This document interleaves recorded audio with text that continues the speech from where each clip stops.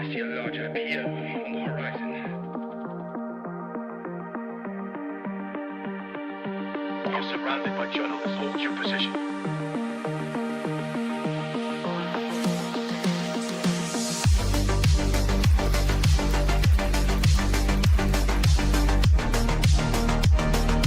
Overnight success.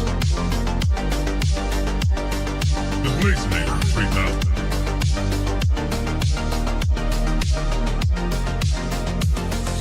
Double blaze. Right.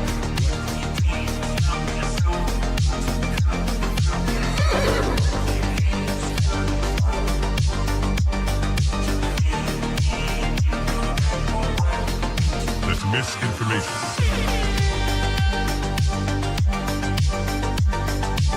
Market clearing order inbound. That's just wrong. We are surrounded by journalists. Hold your position. Come, get up.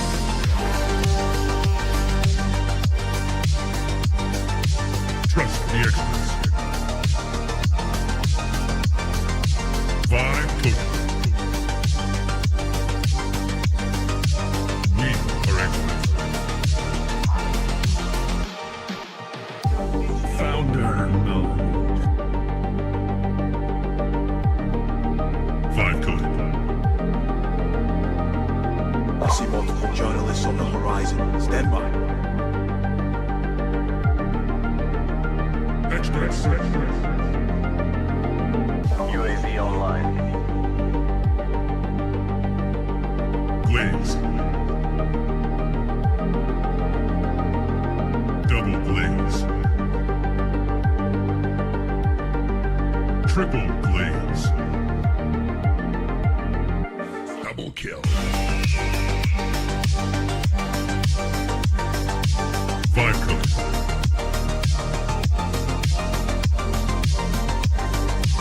Wrong.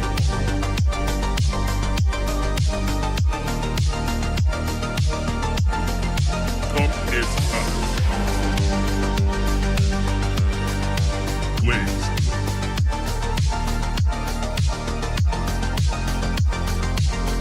Team deathmatch.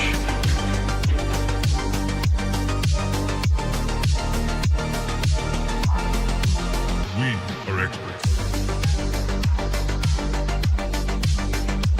Triple glaze.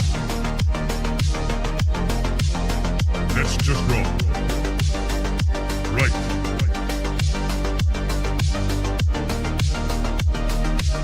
Market clearing order inbound. Come, get up.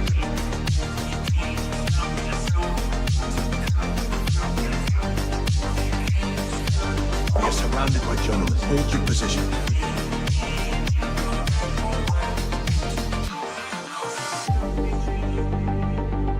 Strike one. Strike two.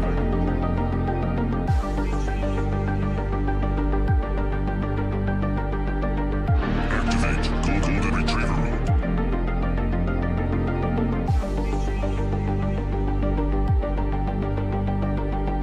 Trust the experts. Market clearing order inbound. Vibe coded.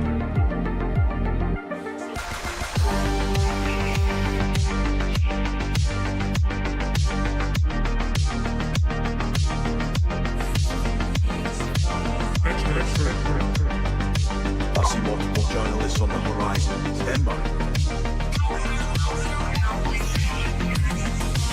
Founder mode.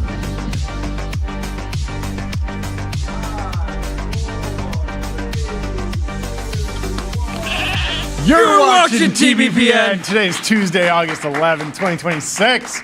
We are live from the TBPN Ultra on the Temple of Technology, the Fortress of Finance. We are back. Capital. Let me tell you about ramp.com. Time is money, save both. Easy to use corporate cards, bill pay, accounting, and a whole lot more, all in one place. Is that the NVIDIA compute deal alarm? Huge deal. hit the wire yesterday, but on the cover of the Financial Times today, Wall Street big names join NVIDIA to build $500 billion AI financing package, a landmark lending plan. Jensen really lined up the murderer's row of financiers for his new AI financing package. He brought Legendary setup over on CNBC, too. legendary. Becky was One of the greatest interviewing- roundtables of all time. Yeah, incredible. Only Larry Fink was remote. They got David Solomon, CEO of Goldman Sachs, in studio. John Gray from Blackstone, Jim Zelter from Apollo, Bruce Flatt from Brookfield, and of course Jensen breaking it all down for everyone. I'm sure the Hollywood starlets were pounding on the glass outside looking for some new arm candy, don't you think? 100%. 100%. Because it's very rare to see that many individuals, Allocators. capital allocators, specifically capital allocators, put it all on the line every day in the markets. Some would call them bad boys. Some might, some have. So I'm sure they were lined up, but it's a great segment. I mean, they went for maybe 45 minutes or something. I wanted to play this one clip of them discussing just the profitability, why they see this as an investable asset. There were a couple quotes. The interesting one from Jim Zelter, the sheer size of the AI infrastructure build out is unprecedented. The president of Apollo said more than $8 trillion of capital is expected to be invested, a staggering sum. We see an enormous opportunity for private capital to finance a portion of this along with public capital. So Wall Street's not taking their foot off the gas. Before we play you the clip, let me tell you about Figma. Agents, meet the canvas. Your AI agents can now create and modify your Figma files with design system context. So, Yeah, very interesting. David in the X chat says, time will tell if Jamie Dimon not being with them on the desk might be smart in hindsight, or if he it's very interesting that he was missing. is out. Yeah. I don't know. I mean, at the same time, it feels like there's so many different deals happening, and like this is like this consortium. There's going to be multiple ways to participate. If this winds up being some sort of fund or vehicle, I'm sure it can be offered to his clients in some way downstream. It's more just like he wasn't in the press circuit. But I don't know. It is a really good point. He was notably absent, which was interesting. At a certain point, you get so many of the finance guys together, you start noticing who's not there more than who is.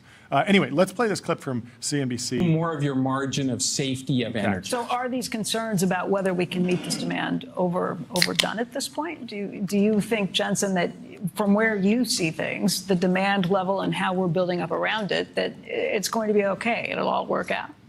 We're going to be constrained for some time, and pretty much across the board, from chips to memories to packaging to systems, photonics, connectors, land, power, construction workers, the whole thing, the entire supply chain up and down, behind me upstream, all the way downstream.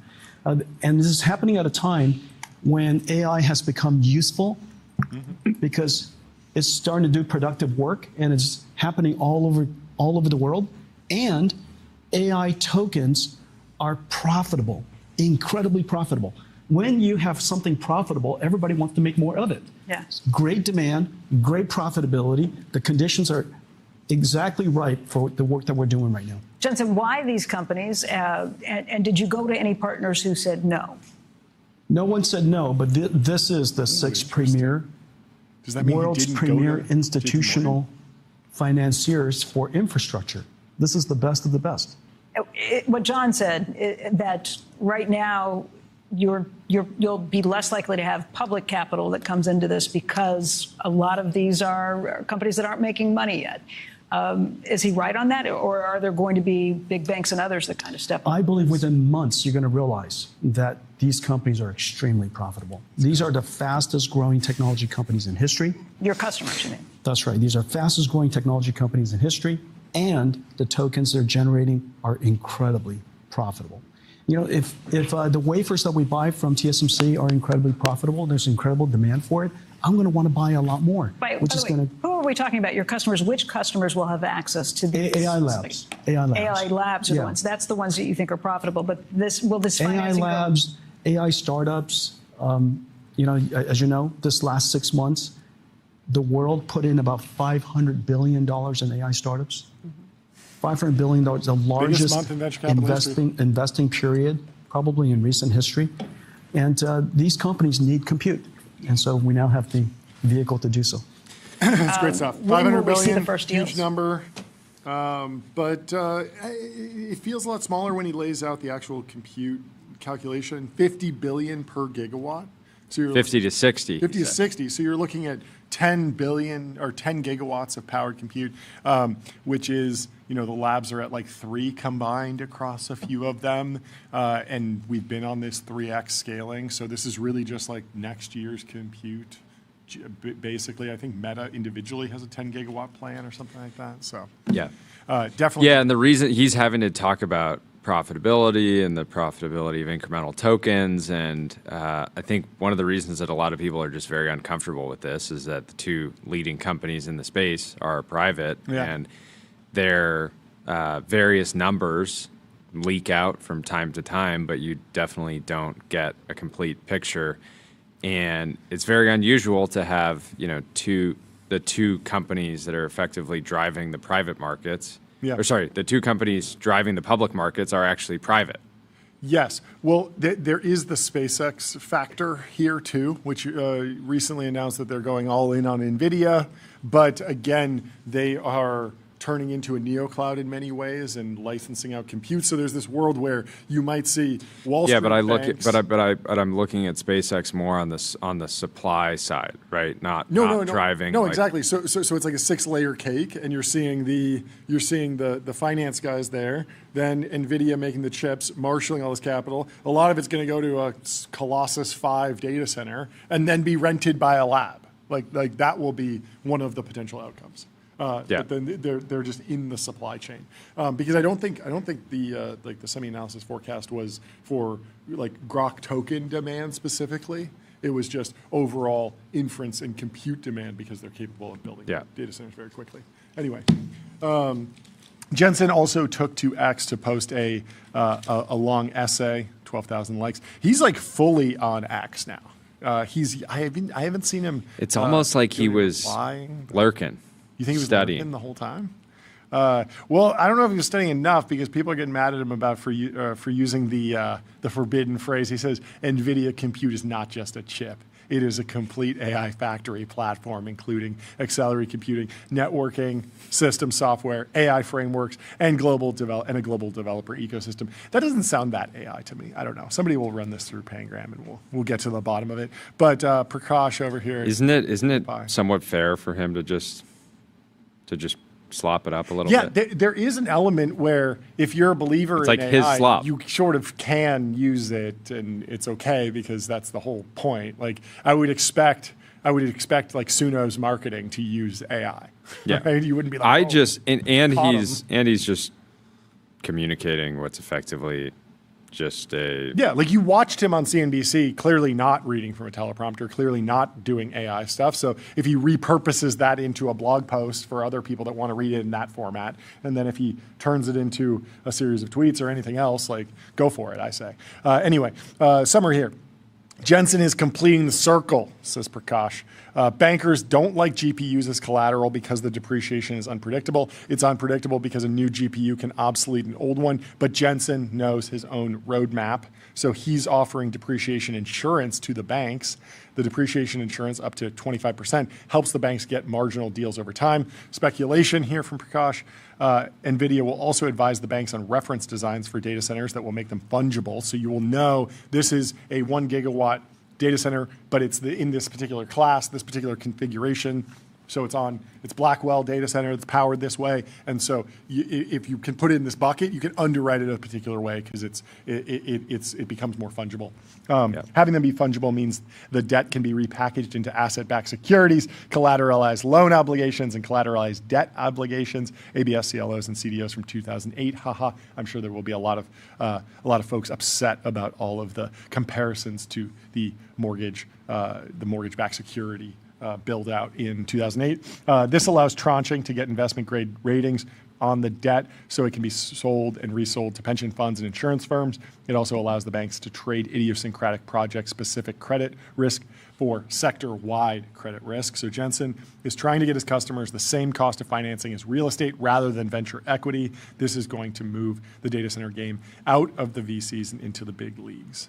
And so I'm sure people will be, speculating all sorts of different things on what happens next here. But let me tell you about Shopify. Shopify is the commerce platform that grows with your business and lets you sell in seconds online, in-store, on mobile, on social, on marketplaces, and now with AI agents. There are some other stories. Paramount is threatening to leave California by October 1st if the state refuses to negotiate a settlement in the legal fight over its Warner Brothers Discovery merger. We've been covering the story back and forth for a while, but according to Variety, Paramount CEO David Ellison wants a quick resolution to the antitrust lawsuit brought by 12 state attorneys general seeking to block the deal. He has now told senior executives that Paramount is prepared to begin the process of moving its operations out of California if Attorney General Rob Bonta doesn't enter settlement talks. Ellison reportedly told his leadership team last week that the Paramount Skydance board has already approved the relocation plans. If negotiations with Bonta haven't begun by August 1st, the company would start preparing its exit, with Paramount's Los Angeles headquarters potentially moving out of the state as early as October. The threat dramatically raises the stakes in Paramount's fight with Bonta, who has emerged as a leading opponent of the Warner Brothers Discovery acquisition.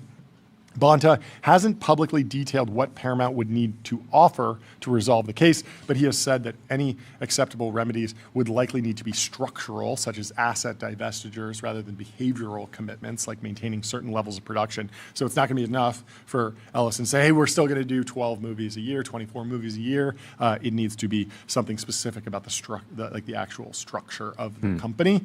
Paramount is also racing against an expensive clock. Beginning October 1st, the company will owe Warner Brothers Discovery shareholders a $7 million per day ticking fee until the transaction closes.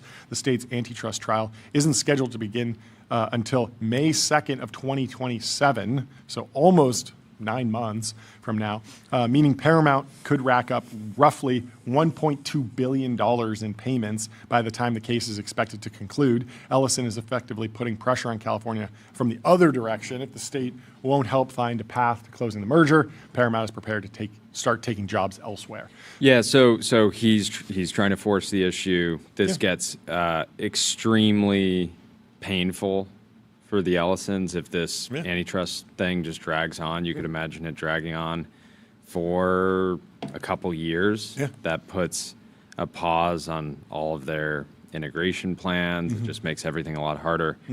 I don't think he has this. This seems like his one option, right? It's kind of the nuclear option. It's going to piss off a lot of the industry here in LA. It is the most symbolic move because, according to Variety, the company's LA headquarters would be the first operation to leave. And Ellison already has a 5-year plan to move most studio jobs out of California. No destination has been selected, but Georgia, Texas, and Tennessee reportedly under consideration. So it's like if you're moving the LA headquarters, the iconic Paramount headquarters, everyone's seen the water tower. That is a huge shot across the bow, as opposed to something that might actually be more economically impactful, like just, for this production, we were going to make it in LA, we're going to do it in Atlanta. That might actually move more dollars around, but maintaining that headquarters is so symbolic, right? So Ellison and much of Paramount's senior leadership currently work from the historic Paramount Pictures studio lot in Hollywood, but maybe it will be moving to Georgia, Texas, or Tennessee. I wonder where they'll go. Anyway. We'll work on getting, we're working on getting a few folks on the show ASAP to break down the deal. Yeah. Let me tell you about the New York Stock Exchange. Want to change the world? Raise capital at the New York Stock Exchange. So, speaking of publicly traded companies, Elon Musk may have found a shortcut to unlocking $1 trillion payday. He needed a win. You asked for it. He's delivering. Yeah. The idea is having SpaceX buy Tesla. This has been rumored for a long time. Lots of speculation on when these two companies will merge, if they will merge. But the Wall Street Journal on the front page outlines a very odd scenario where Elon could wind up making an incremental $1 trillion. It's really complicated, and it's not it's not as simple as just, oh, he'll just buy the companies and then he just gets another $1 trillion. It's more complicated, but there is a potential outcome, but there's some mitigating factors. But it's worth understanding the mechanics of the deal, or the mechanics of a potential deal, as it might play out over the next few years. Because this is something that couldn't happen right now, but in the future it is possible. So the Wall Street Journal reports that there's an obscure provision in Musk's 2025 Tesla pay agreement that's already been approved by the shareholders. And it was that crazy one we talked about where it was like 1 million robo-taxis by this time, and like the Optimus needs to be shipping, and it was a lot of really bold claims. But if he hits all those and the stock goes to like 10 trillion, then he gets a huge unlock of new stock. And it was all like, okay, well, like it's a lot of money, but that's a lot of progress for this company. Because there's a lot of projects at Tesla that just are sort of slow and steady, not really advancing that quickly. And so he was sort of throwing down the gauntlet saying, okay, give me another couple years and I'm going to deliver in a really big way. And if I do, I want to be compensated for that. And the shareholders approved. But the obscure provision is it basically, there's an obscure provision in the already approved Tesla pay agreement that could eliminate half of those performance requirements attached to the stock award if Tesla is acquired. So change of control affects those pay packages. What are you laughing about? Mark in the chat says, talk about Zuckerberg again. I like Feisty Jordy. Feisty Jordy is based AF. Yeah, guess I woke up on the wrong side of the bed yesterday. I had some strong opinions. We'll see. Somebody had to say it. Hey, he fired back. He called out Alex Heath. He said something big is coming. He was vague posting directly to Alex Heath. And again, I just felt like that was so mimetic with all the people that are actually at the frontier. And it's just the whole thing. I'm like, yeah, I'll believe it when I see it. Yeah. It's kind of what was the actual? See, Mark. Now you got me started. Now you snapped him. Now I snapped. Oh yeah. Let's see what Alex. Rear naked choke if you don't watch out. Over the weekend, Zuck called me via his Meta glasses while fishing to discuss the 6,000-word pro-AI manifesto he published this morning.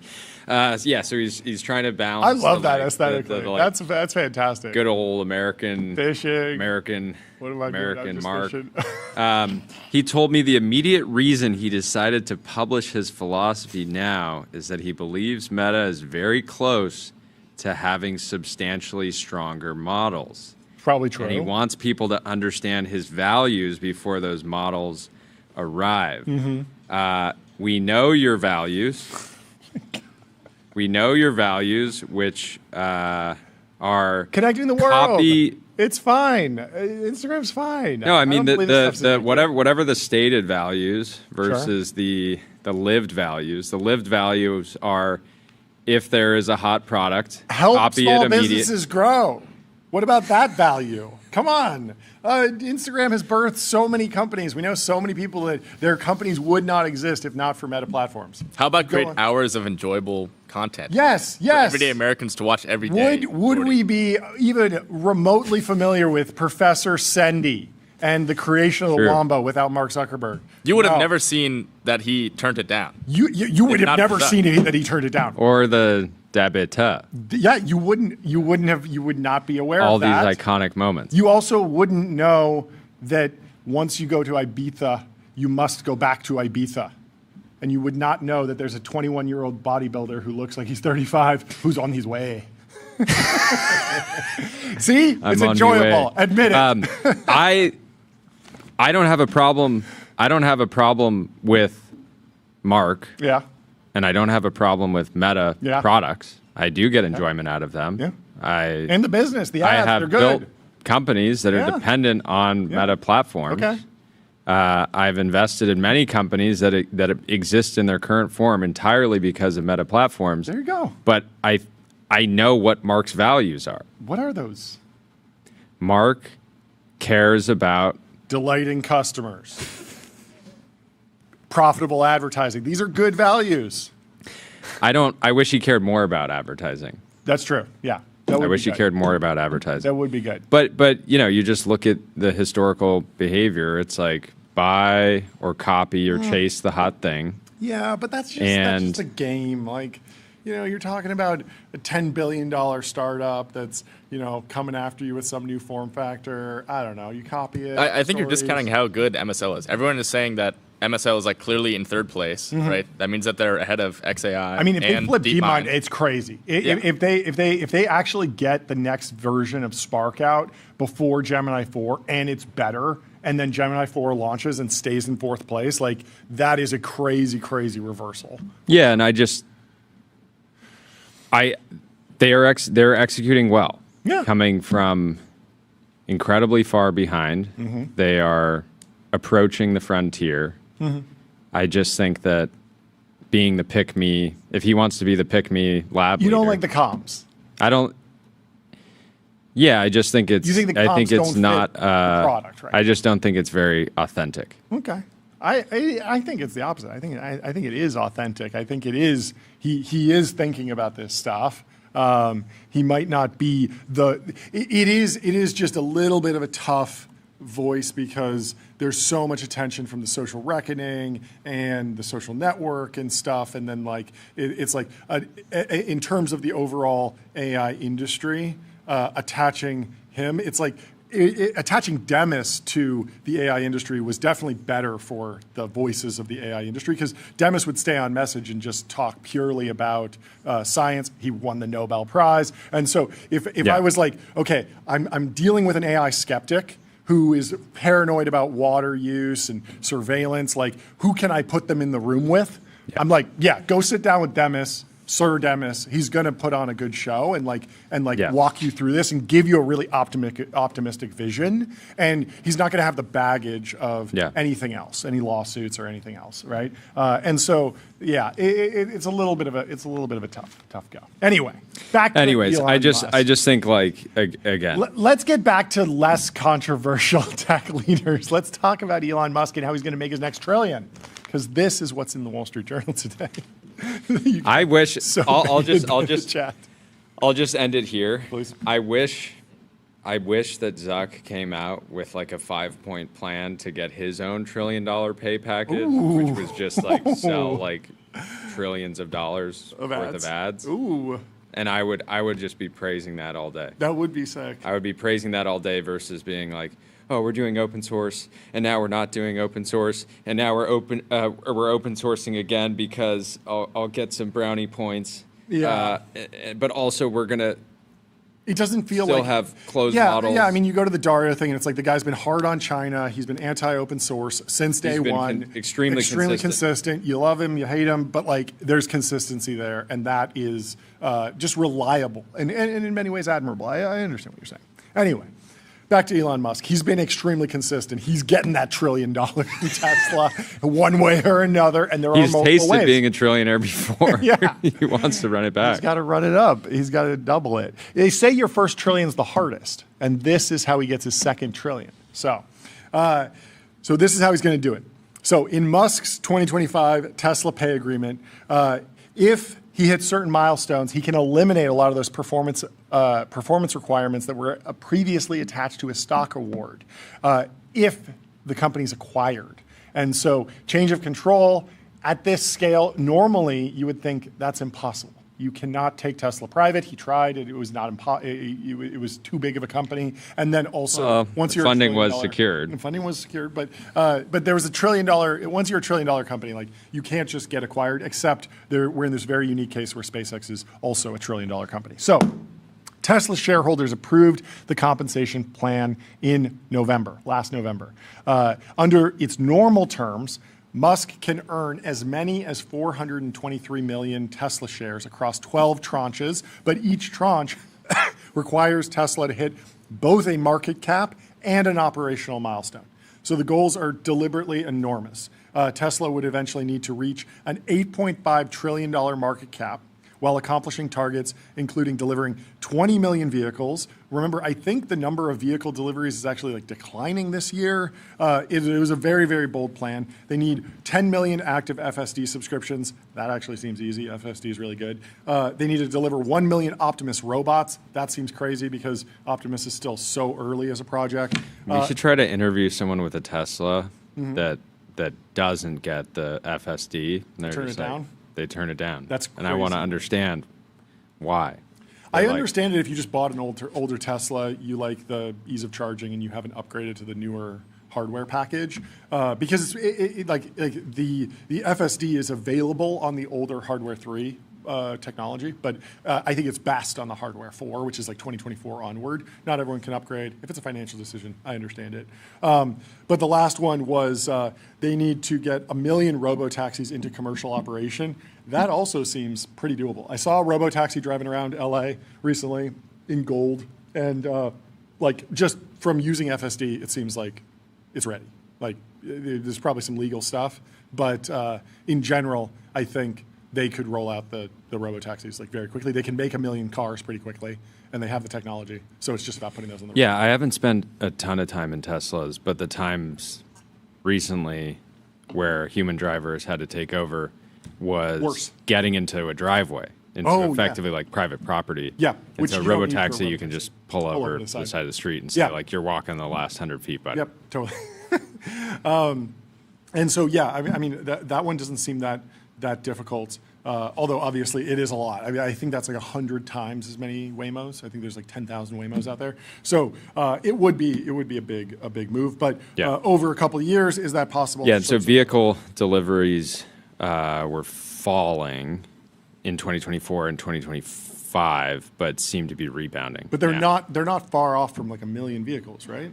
838 in H1 this year. 838,000. Yeah. And so over a year or two, they could probably manufacture 1 million robo-taxis. And I think the technology is pretty much there. When you actually look online and you see the reviews of people talking about Tesla Ubers, they're like, I wish there was a Tesla product or an Uber product where I could demand that if it's a Tesla, they have to stay in full self-driving mode, because many Uber riders regard the full self-driving experience as smoother and less likely to cause indigestion and sickness in the back seat versus watching a driver who has a Tesla who isn't that experienced and doesn't understand how to use the regenerative braking properly. And so that it's much more jerky when a human's driving it, because FSD is actually superhuman relative to a newbie Uber driver with a Tesla. So I think the technology is like very, very close. They got to manufacture it, obviously legal stuff, but they'll get there. There are other milestones requiring Tesla to generate increasingly large amounts of adjusted EBITDA. They have been profitable and cash flow positive in the past. It is doable. But there's a major exception buried in the agreement. If Tesla undergoes a change of control, essentially, if Tesla is acquired, the operational requirements disappear. You no longer have to hit 1 million robo-taxis or 1 million Optimuses to unlock those new tranches of stock for Elon. If there's a change of control, it's purely based on the market cap. And so instead, Tesla will determine how many of Musk's 12 tranches have been earned solely by looking at the company's value at the time of the transaction. So the milestones don't matter anymore, only the market cap matters. And so that could become extremely important if the widely speculated buyer turns out to be another Musk-controlled company, SpaceX. So if SpaceX comes in and gives a really high price for Tesla, Musk can unlock more of those tranches and get more equity in Tesla, which then rolls into the combined entity, of course. So under this agreement, Tesla's value in an acquisition would be calculated using whichever is higher, its market capitalization immediately before the deal, or the value implied by the price being paid to Tesla shareholders. If that figure reached 8.5 trillion, all 12 tranches could qualify, putting Musk in line for the full 423 million share award without Tesla ever having to accomplish many of the pay package's operational milestones. So there's an obvious catch, which is, how are you going to acquire Tesla for 8.5 trillion when SpaceX is not a $10 trillion company or $50 trillion company? It's a hard pitch to do a merger at that scale. But this is more of like what might happen in a number of years. Well, yeah, and there's also the trade-off between he has more ownership of SpaceX, which would mean that he would benefit from acquiring Tesla at a lower valuation. But then, depending on these milestones, there's probably his bankers probably have some very elaborate spreadsheets. Yep. 6 different monitors. Yeah. Looking at all the different. So potential basically, scenarios. there's sort of a U shape to the incentive. If Tesla's a really low price, Elon probably benefits from acquiring it, and if Tesla's a really high price, he benefits from. He actually increases overall ownership from buying it. But there's sort of like a messy middle where it gets a little bit rougher. So 8.5 trillion would be more than 6 times Tesla's recent market cap, and Tesla shareholders would still have to approve a SpaceX acquisition. The journal estimates that Musk's maximum award is currently worth about $824 billion, despite the package's familiar $1 trillion label. Still, the provision creates an unusual path around some of the hardest requirements in Musk's compensation package. Instead of spending the next decade hitting a dozen separate operating goals, a sufficiently expensive acquisition of Tesla could effectively declare those goals accomplished. New Tesla bumper sticker idea. I bought this to help Elon achieve his $1 trillion pay package. Yes. Full send on the pro Elon Tesla. Get a lot of thumbs up. A lot of LA thumbs up. traffic. A lot of positive honks. For sure. There could be another major benefit for Musk. A combination with SpaceX could increase his effective control over Tesla, something Musk has repeatedly sought, while consolidating even more of his business empire under a single roof. Well, it's a fascinating story, and thank you for listening to it. Let me tell you about Cisco. Critical infrastructure for the AI era. Unlock seamless real-time experiences and new value with Cisco. We got to talk about the American tourist. The American tourist has become unstoppable. A supercharged U.S. economy helped transform a nation. Al Lenza's parents traveled overseas 3 times after immigrating to the U.S. in 1961. Lenza estimated he's taken 500 trips in his 50 years. Wow. How many times have you been overseas? Maybe Probably 30? Yeah, a couple times a year for like 15 years. Yeah, I guess 50 years, you stack them up, you start going more frequently, but that's still 10 times a year for 50 years. His home office is filled with self-printed books with recollections from each one. He's working on more. The semi-retired 70-year-old has already been to Barcelona 3 times in the past year. You have more time and more money, he said of his current phase of life. The clock is running out. American travel has transformed. The clock is running out on you visiting Idaho, buddy. You want him to It's visit. time to romanticize the States. Yeah. I saw a funny thing about spending time in the American South and picking up a Southern. You saw that? Picking up the Southern accent and being like, oh, yeah, this summer I spent a couple weeks in Georgia. Oh, it just rubs off on you when you're there. You really have to go spend some time in the American South. It's remarkable. Do you plan to go to all 50 states? Ooh. Yeah, that'd be fun. I feel like road trips, camping, those types of activities, you sort of have to like lean into it. You have to be doing a lot of cannonballs, a lot of rallies. But you need excuses because I think once you get to like 42 states, the last 8 are going to feel like a complete slog unless you have a reason to visit each one. Or you're hitting a bunch of them in a quick tour. Do you count landing in an airport if you don't leave the airport? No. You don't count that? Why? No. Why would that? Because I don't know. physically you have to in experience the state. You're physically in the state. Like you're legally in that state. You don't count it. Well, I don't count it as visiting the state. What about a layover in a country? You leave and you're out of the airport for 3 hours. Does that count? Say, yeah, I've been to Japan. 3 hours outside. I actually do count that. You do count that. I think if you are, What's if the you minimum basically time? leave security, What if I leave security, take the bus on a little loop around the parking lot, Count it. back? Book That it. counts. Book it. That counts. book it. Okay. Book it. That's the fastest way to see every state. Flight hop from airport to airport, get out, do the bus loop, come back, hop on the next plane. You could probably do all 50. In That would be a days. fun exercise, actually, to figure out how do you visit all 50 states in the fastest amount of time. Yeah. Right? Is it World record. world record? Tyler. I'm thinking that you don't need just figure it out.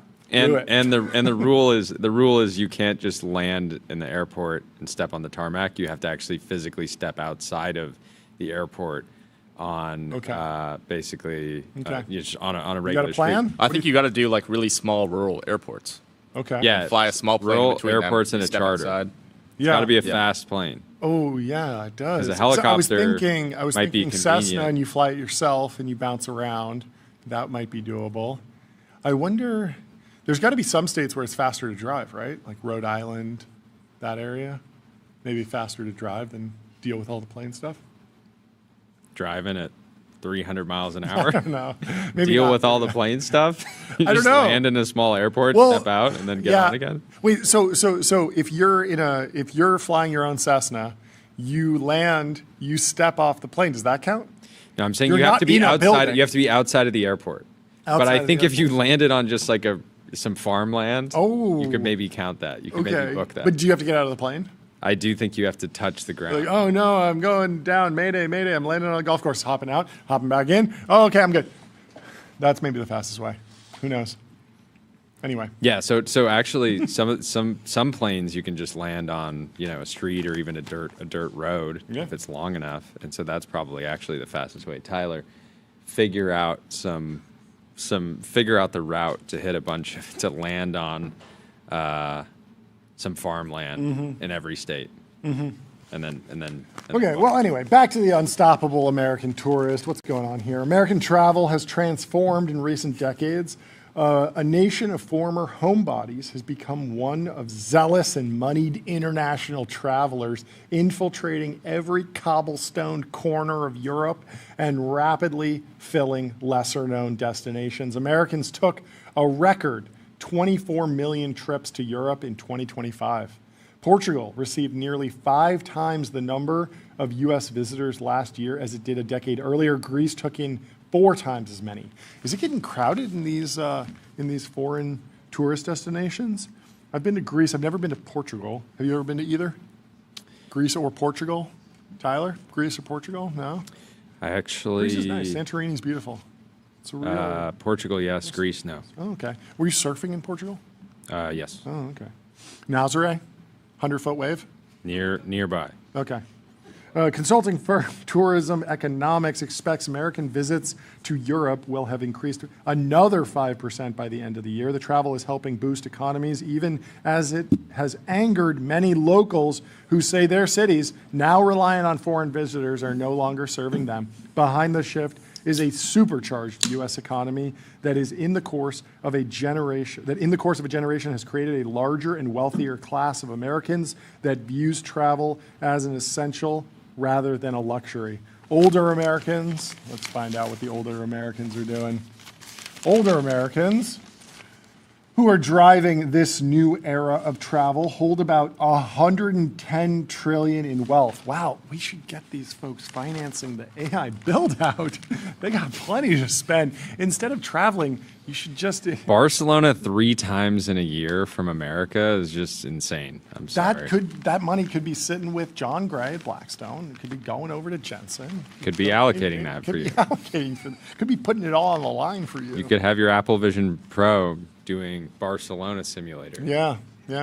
Gen AI, just generate a picture of you in Barcelona. Job finished. Generate hundreds of images. Potentially. Make a music video of yourself yes. playing a song about Barcelona in Barcelona. People will love that. That rising wealth has coincided with dramatic changes in the travel industry itself. Foreign travel has become more accessible, and social media has made it easy to envy, emulate, and one-up friends' vacations. Apologize to Mark Zuckerberg. He is stimulating the global travel economy. We didn't even consider that. This is huge. Everyone needs to travel because of this. The whole world is growing because of Meta. You see a picture of somebody in Barcelona, you're like, I got to go for the 4th time. This is happening. You have no defense. Defeated lion retreats. Good point. Defeated lion retreats. It's a good point. I just wish that he was twisting the knobs and to make it even more. To make Idaho and places like that more appealing. This is putting a thumb on the scale. You want a thumb on the scale. You're saying his thumb's not on the scale enough. Well, interesting. Okay. Yeah, I just want to know what his values are. Yeah, biased. Thumb on the scale. Biased over here. A trip to the continent is a well-worn path for U.S. elites. I like calling Europe just the continent. Maybe we should try and reclaim that as part of your Make America tourism-friendly campaign. We are the continent. The new continent. Yeah, it really does have to be devastating if you're in Malibu and then you find out, oh, there's new Malibu somewhere else. It's like, wait. What about me? What happened? I feel like my town's going well. And you're in York or England or Hampshire or Jersey. And you're like, it's probably nothing. People will get bored of New York. They'll come back to regular York. And they didn't. Anyway, by the 1950s and the 1960s, when boomers were growing up, Americans traveling abroad were in rare air, a glamorous jet set who wore their best for flights on Pan Am and TWA. They were soon joined by young, adventurous backpackers who filled hostels and traveled on the cheap. As the Cold War waned and airlines expanded, travel opened up further to the masses, and the European Union's free travel area made it easy to fly to the continent and hop between countries. Fascinating stat that I always come back to. People will share that photo of, people in 1950 and 60.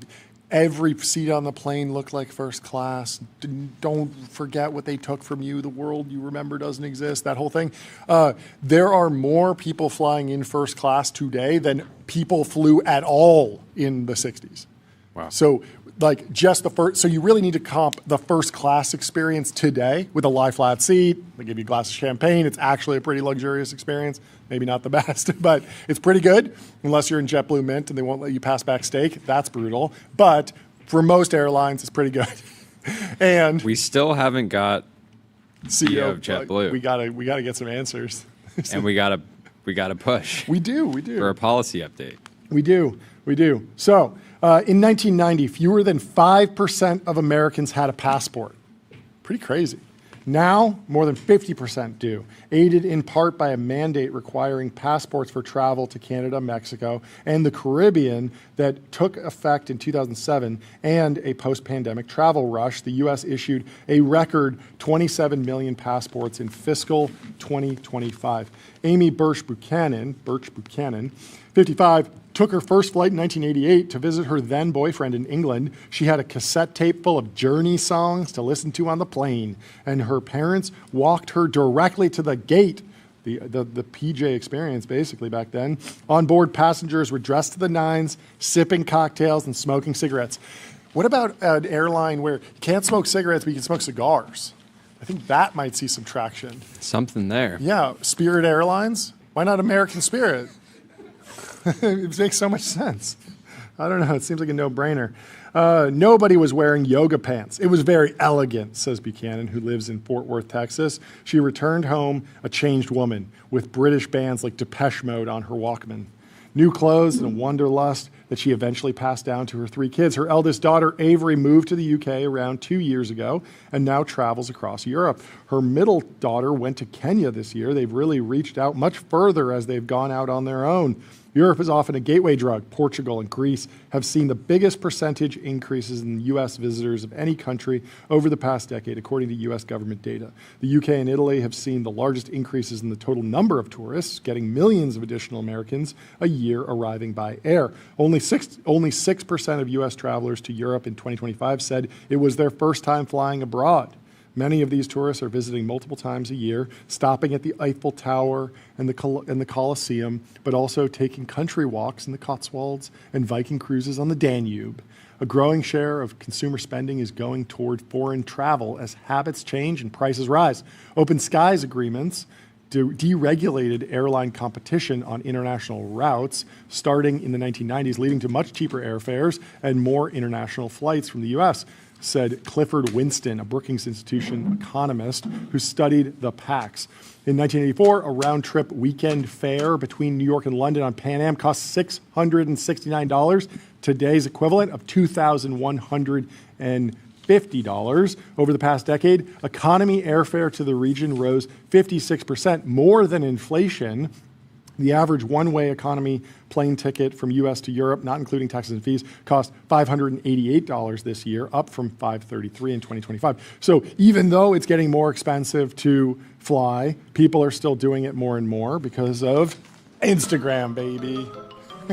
Anyway, let me tell you about Railway. As much Railway as is the all-in-one intelligent cloud provider. Use your favorite agents to deploy web app servers, databases, and more. Well, Railway automatically takes care of scaling, monitoring, as much as I wanted you to keep reading the journal to me, we love story time. And our guests. We have our next We have guest our here first guest of the show. in the studio, live in person. We have Ernie Garcia from Carvana, the founder and CEO. Welcome to the show. Thank you so much for stopping by. Please grab a seat. How you doing? Doing great. How you doing? How's business? That's good. It's very good. Yeah. Walk me through, I mean, maybe we should start with the very beginning, but the thing that I'm most interested in is the journey throughout COVID, post-COVID, all the crazy rocky times in the market, how you got through that, where the business is today, what changed, what didn't, all of that journey. Yeah, the context here is typically our interviews are very much focused on the present, but the first time we have someone on the show, we like to give people some context. Awesome. Yeah, for sure. Well, let me start with this. These gongs are awesome. For every car sale that we had for probably the first 2 years, maybe 3 years of Carvana's history, we had a gong that was like 50% that big. Amazing. And we'd Still hit it pretty and everyone big. would cheer. That's huge, Yeah, it was yeah. a huge gong. That's so great. it's funny to see those. So what's your guys' story with the gongs? Just to announce like fundraisings, big milestones, Cool. big numbers. I don't know how we landed on it. We just thought it was a funny prop, and then It it is. just got bigger and bigger and They're bigger. surprisingly over the time. fun, and then it catches Yeah. on. Yeah, we basically maxed it out. Yeah. This was I've like never seen one the that big. largest gong we could find. You that have to go wasn't- like fully custom after this, and it gets Yeah. really crazy. Yeah, ours was a little smaller than that one. Yeah. But, What was the first car you sold? so it would have been probably, so we launched in January 2013. I think it took us like 2 months to sell our first car. Okay. But yeah, I mean, maybe I'll try to give like a high level setup. I think the goal with Carvana was to try to build a different supply chain, different cost structure, vertically integrate so that customer experiences could economically be simple. I think there are many dealers out there, excuse me, by the way, I'm fighting a little cold right now. Oh. There are many dealers out there that I think do a great job with what they've got, but I think buying a car is not the most beloved customer experience in the U.S. And I think the reason for that is just there are so many dealers doing things the same way that share cost structure, and I think the economic pressures mean you have to maximize the amount of revenue you get out of that back room. And customers don't love that experience. So the idea was, can we build a different kind of customer experience with different costs and more vertically integrated that maximize revenues in a better way, so that customer experiences can be really simple. We launched in 2013. We had to build a ton of stuff to do that. We've got a totally different supply chain. We buy cars from customers. We ship them to these large locations where we recondition them. We put $1,000 of parts and labor in every car.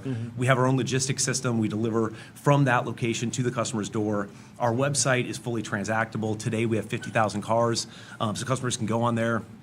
They can get financing, they can get a trade-in value, they can toggle a warranty on or off, and then have the car delivered to their door. So really different experience, but it was a lot to build because inside of that we've got a retailer, we've got a remanufacturing company, we've got a logistics company, we've got a finance company. So there was so much to build, and I think as a result of that, we had a really volatile time. So early on, it took us a couple months to sell our first car.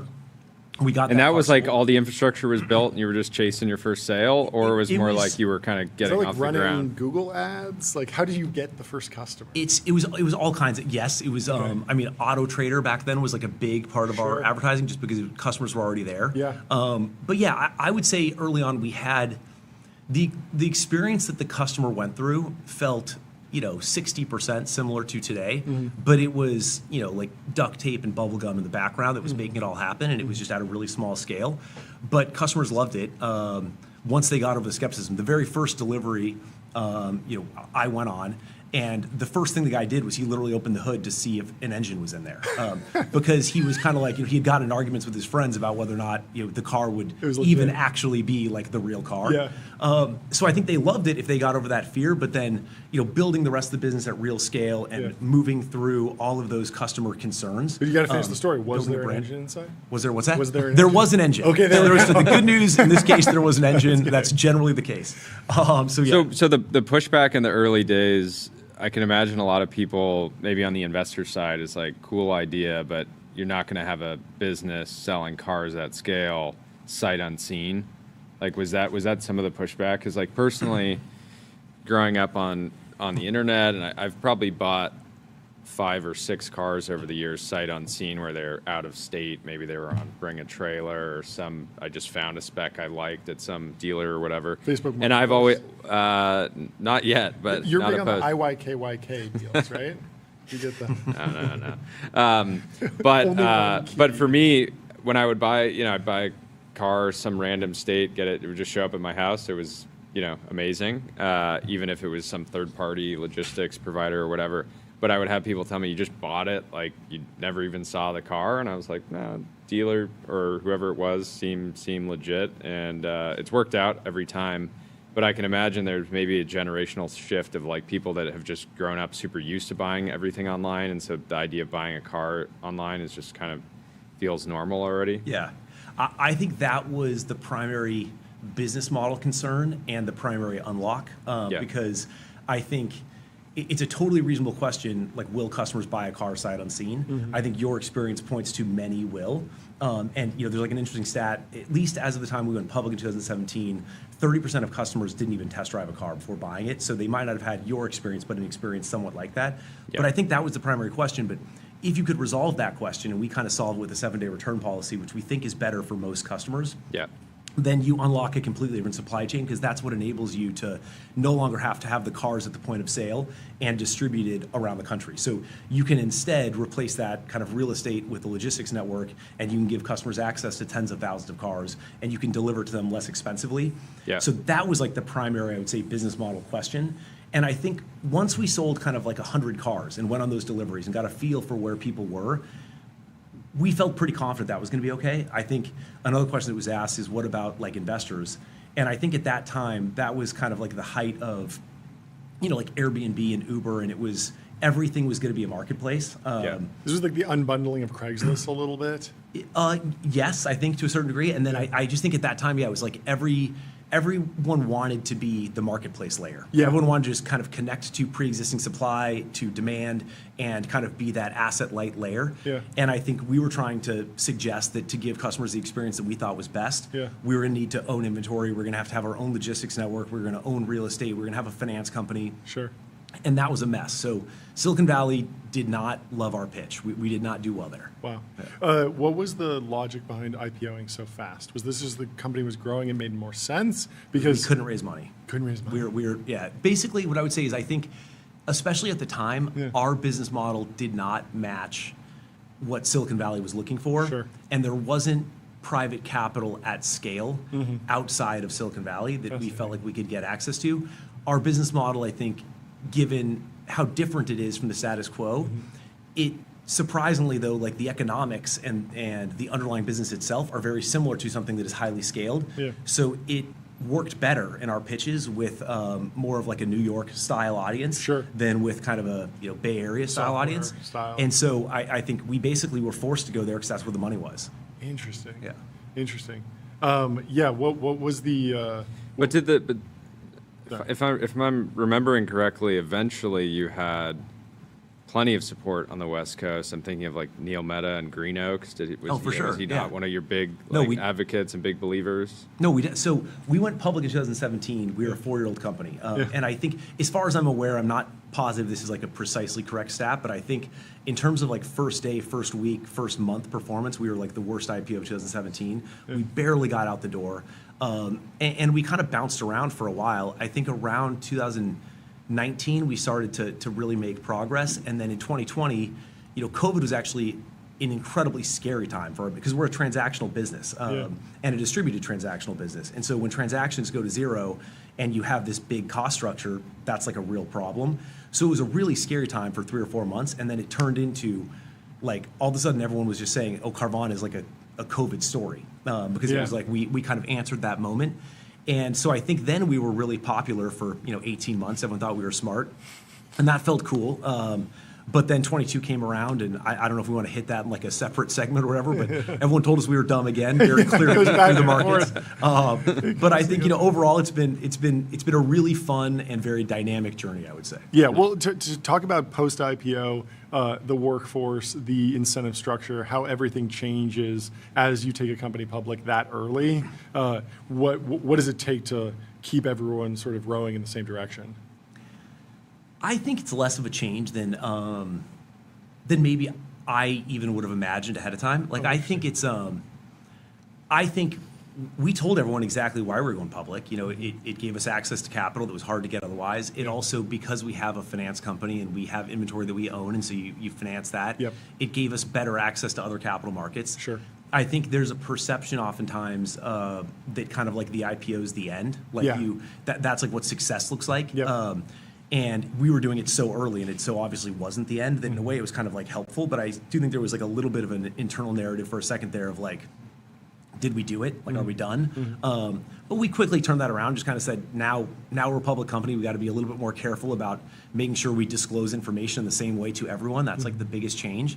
But otherwise, here are 10 examples of companies that have multiplied by 100 after going public, and that's what we want to do. So, let's just march down that path. Yeah, being more somewhat mature or complicated on the financing side, were you very aggressive about hiring like elite young finance talent, like poaching from Wall Street banks as opposed to like Stanford CS departments, or both? Like, did the structure of the business financially change the recruiting profile? Yeah, I think we wanted hunger and horsepower, I would say, and I think experience is something that is necessary. Like, on a scale from 0 to 10 in experience, you want like 2 or 3 so you don't make really dumb mistakes. But I think if you've got 7 or 8, you oftentimes just think things have to work the way they've always worked. And so I think a lot of the people that we brought in were, somewhere between 0 and 4 or 5 of experience. I was probably more experienced than most in the finance area in particular. Our CFO, just you said Stanford CS. Yeah.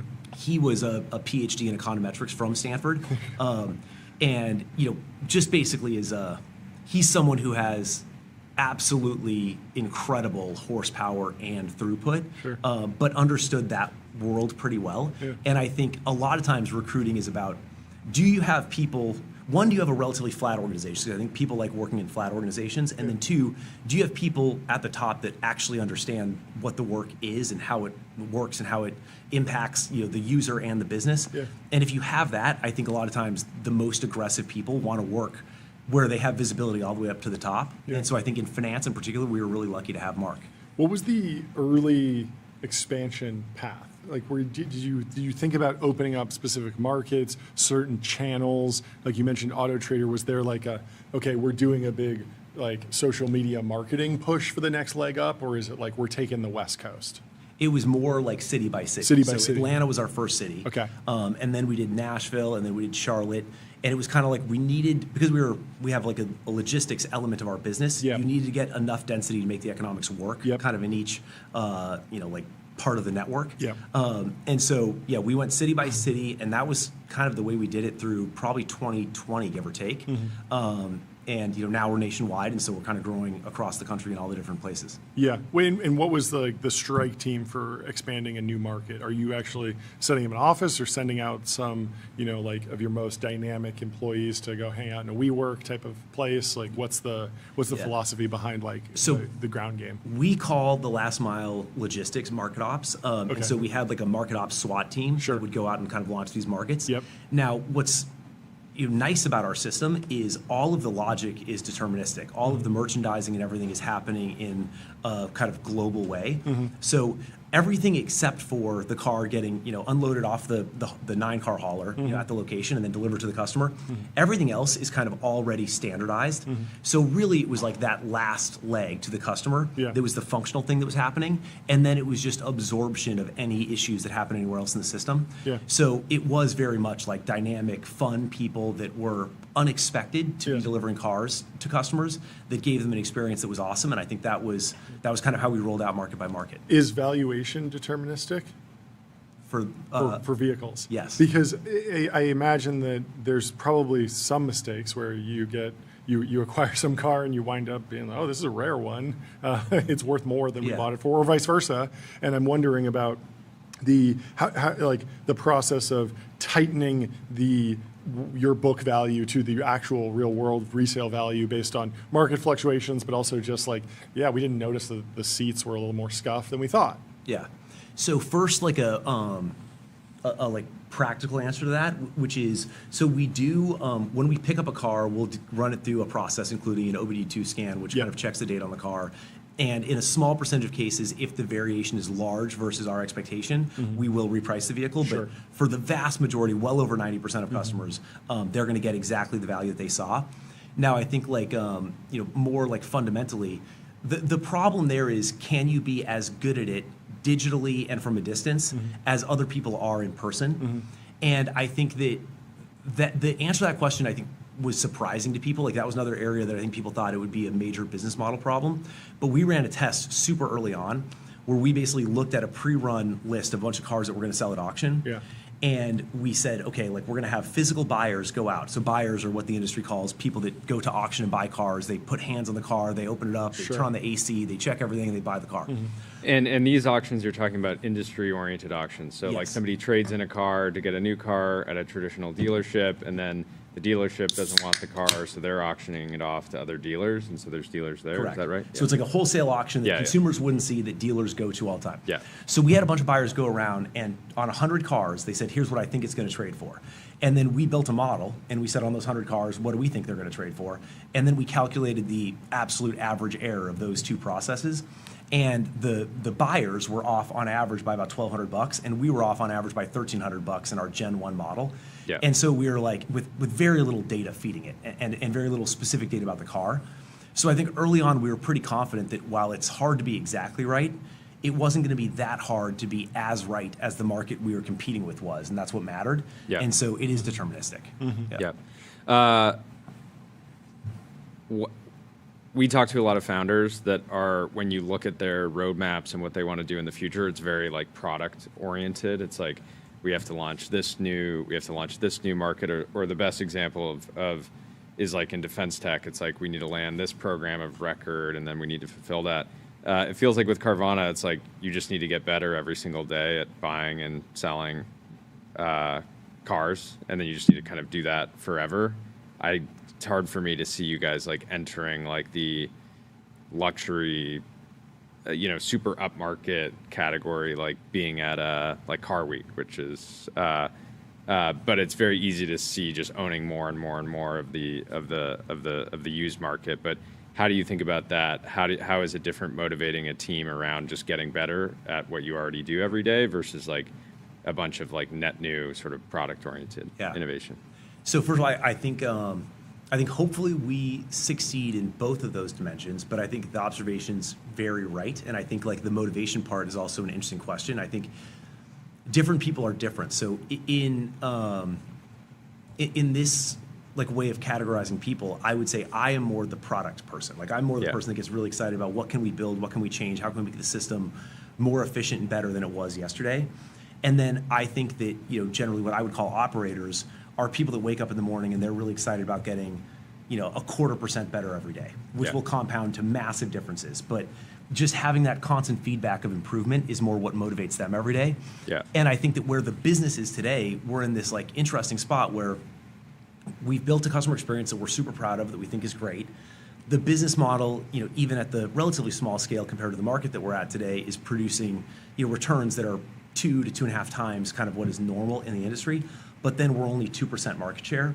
And we find that kind of as we build more cars, we sell more cars. So I think we've made it to a spot where we don't know exactly what the total scope of the demand is, but it's more than we're able to produce cars today.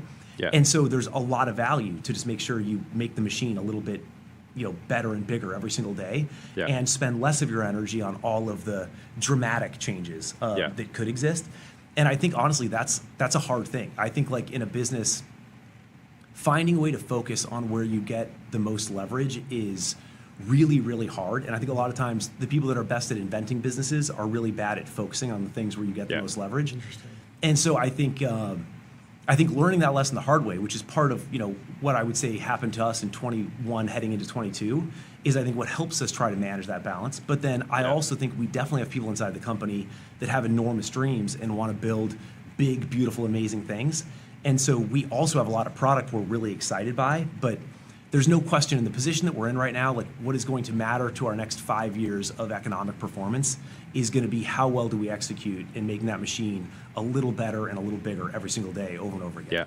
Yeah. What does the future, you guys acquire a car, what is, looking out maybe 10 years, what do you think it looks like to acquire a vehicle?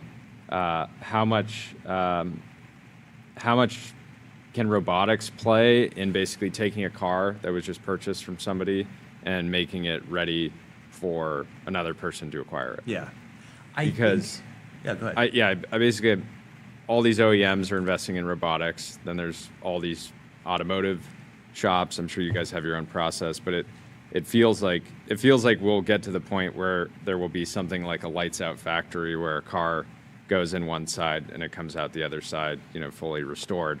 I just have no idea how long that'll take. Yeah, I think we're rooting for that to happen in many ways, because I think it would make us, the thing that today constrains our scalability the most is reconditioning cars. It's putting the $1,000 parts and labor in. So I think that would be very exciting. I think the problem that OEMs face is more simply automatable than the problem that we face, because every car is getting the exact same processes done to it.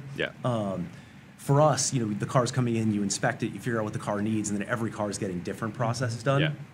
So it's a process that is likely to be automated more slowly, I would say, than traditional manufacturing. But we're definitely paying attention. And I think there will be elements of it, like changing tires, things that are highly replicable, that probably happen faster. Today, most of what we're focused on... But even it doesn't seem like that far away to having systems that could fix up little nicks on paint and things like that in an automated way, even though every car is going to have different rock chips and things like that. Agreed. I think all that stuff, right now the assessment of those things is getting better all the time. I think automating the workflows for what does the person who's doing it need to do is getting better and more automated all the time.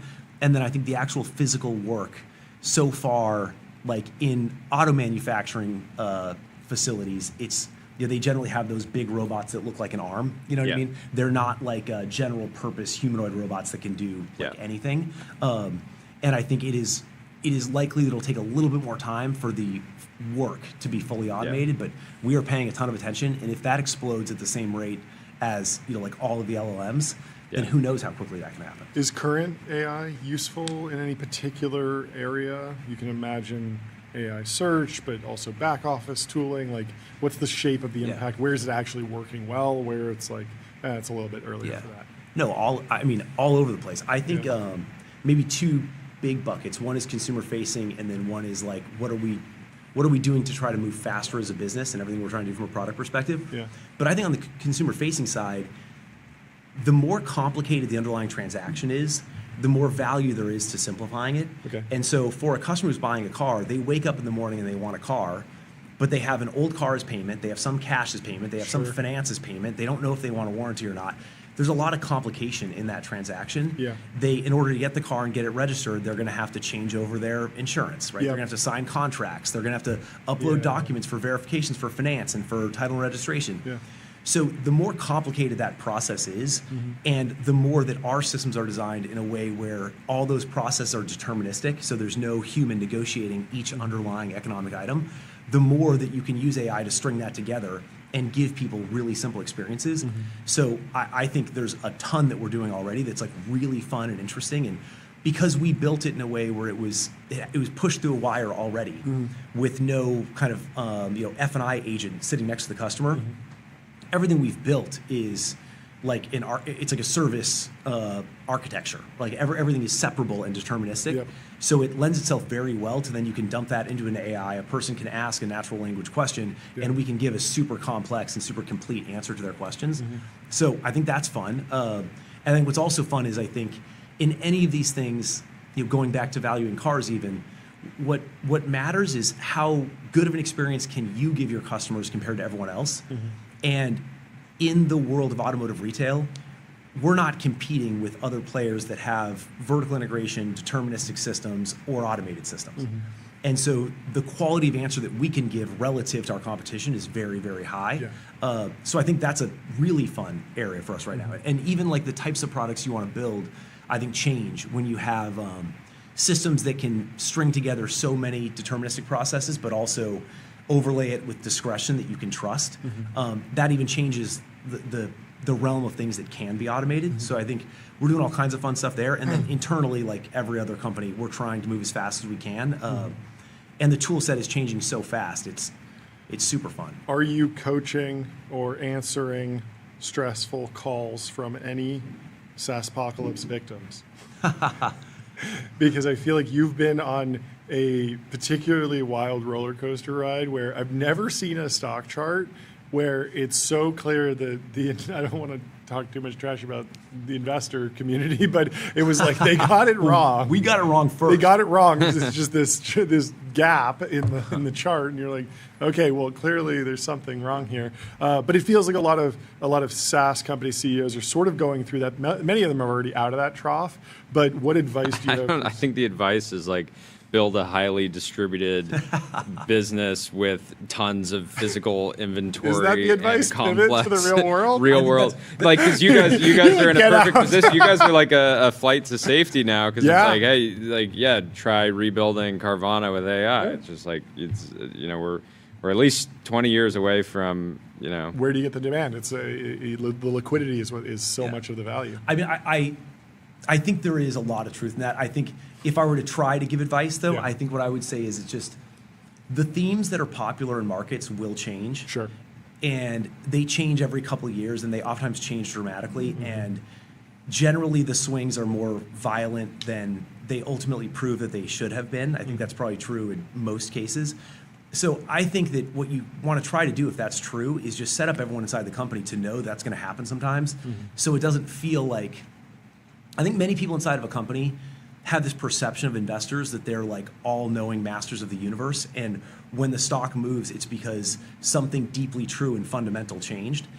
When in reality, they're really smart people that have a huge set of observations they've made over time, but they live in a world of pressure with moving stock charts and with LPs that are putting them under pressure and changing themes that everyone's reading about. There's an incentive to sell even if you still believe in the company, but you think a lot of other people are going to sell. Exactly. Too. You get into that thing, and then I think it's just like we've made it look harder than it probably had to look, but I think most successful stories, you go through periods that are really hard, and I just think that for us internally, like the way that we went through 22, and that was a hard period, is we just talked about like, okay, so this is our moment where we publicly look dumb and we got to ride it out and go through the hard thing.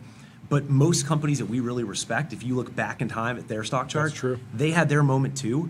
And so you have to go through that at some point. Like at some point, but the vast majority of successful companies are going to go through a period that's really hard. And that's kind of the moment that matters. And washes out the mercenaries. Exactly. And you get people, and people get fired up about that. Like, okay, cool, this is our hard moment. That's like something you can rally around. So I think every company will go through that, and you just got to keep getting up, I think. And congratulations to the team on so many back-to-back quarters of incredible execution. Oh, well, thank you. It's amazing to watch. And same-day delivery now.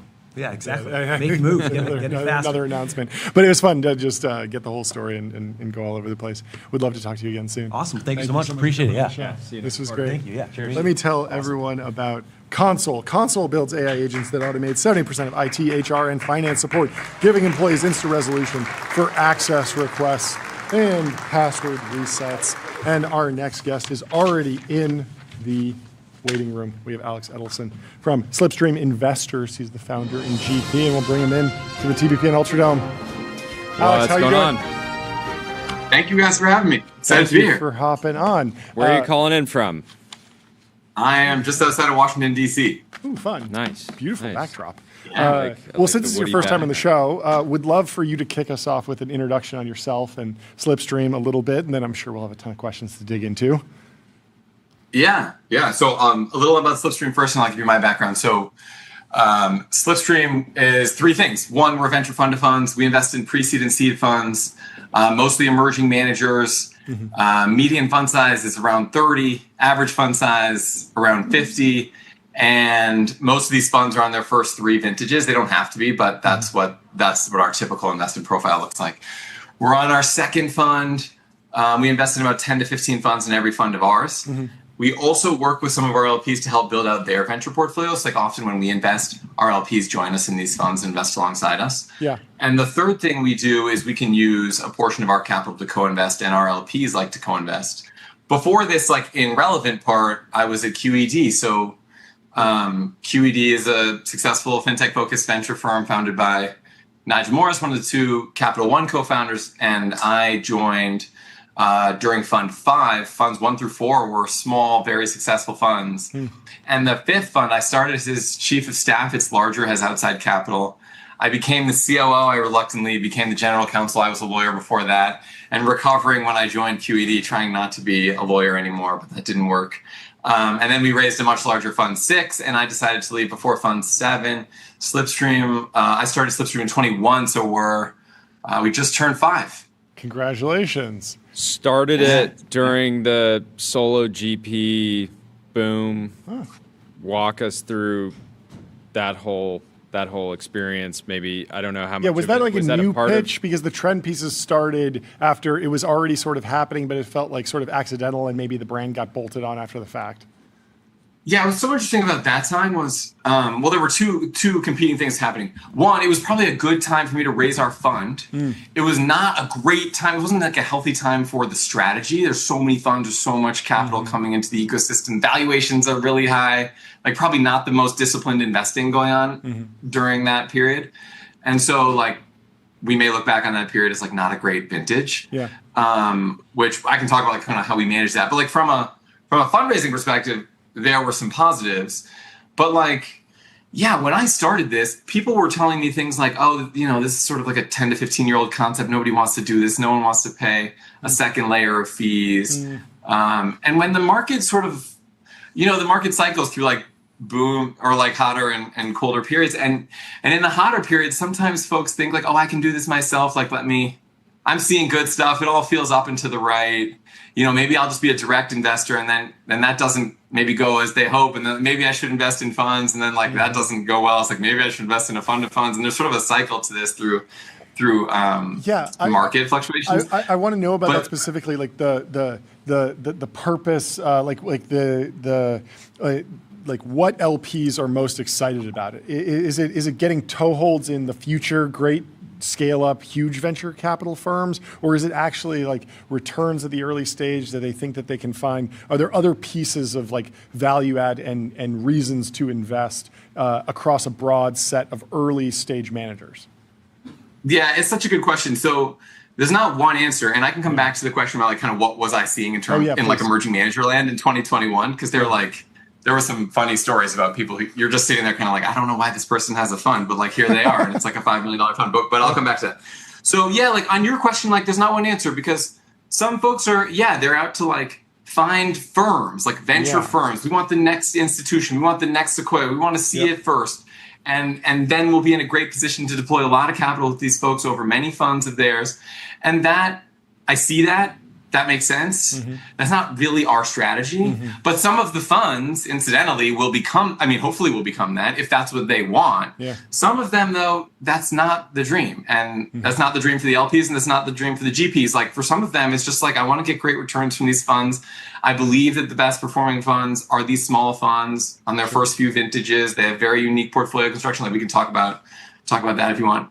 And there are folks who just want returns. And then like these funds, as they grow potentially towards like becoming more of like an institutional, like long enduring platform, maybe outgrow those LPs. So like for me, we'll invest in some of these funds when they're small, and then it's almost like we were like releasing them into the wild. Like we can introduce them to our LPs and other LPs, but like they outgrow us. At a certain interesting. point. So somebody will come to you, and it's sort of this sad moment where they're like, Alex, like I'm ready for the $500 million fund, and then you guys, hug and say goodbye. Is that it? Because it feels like I imagine a lot of the.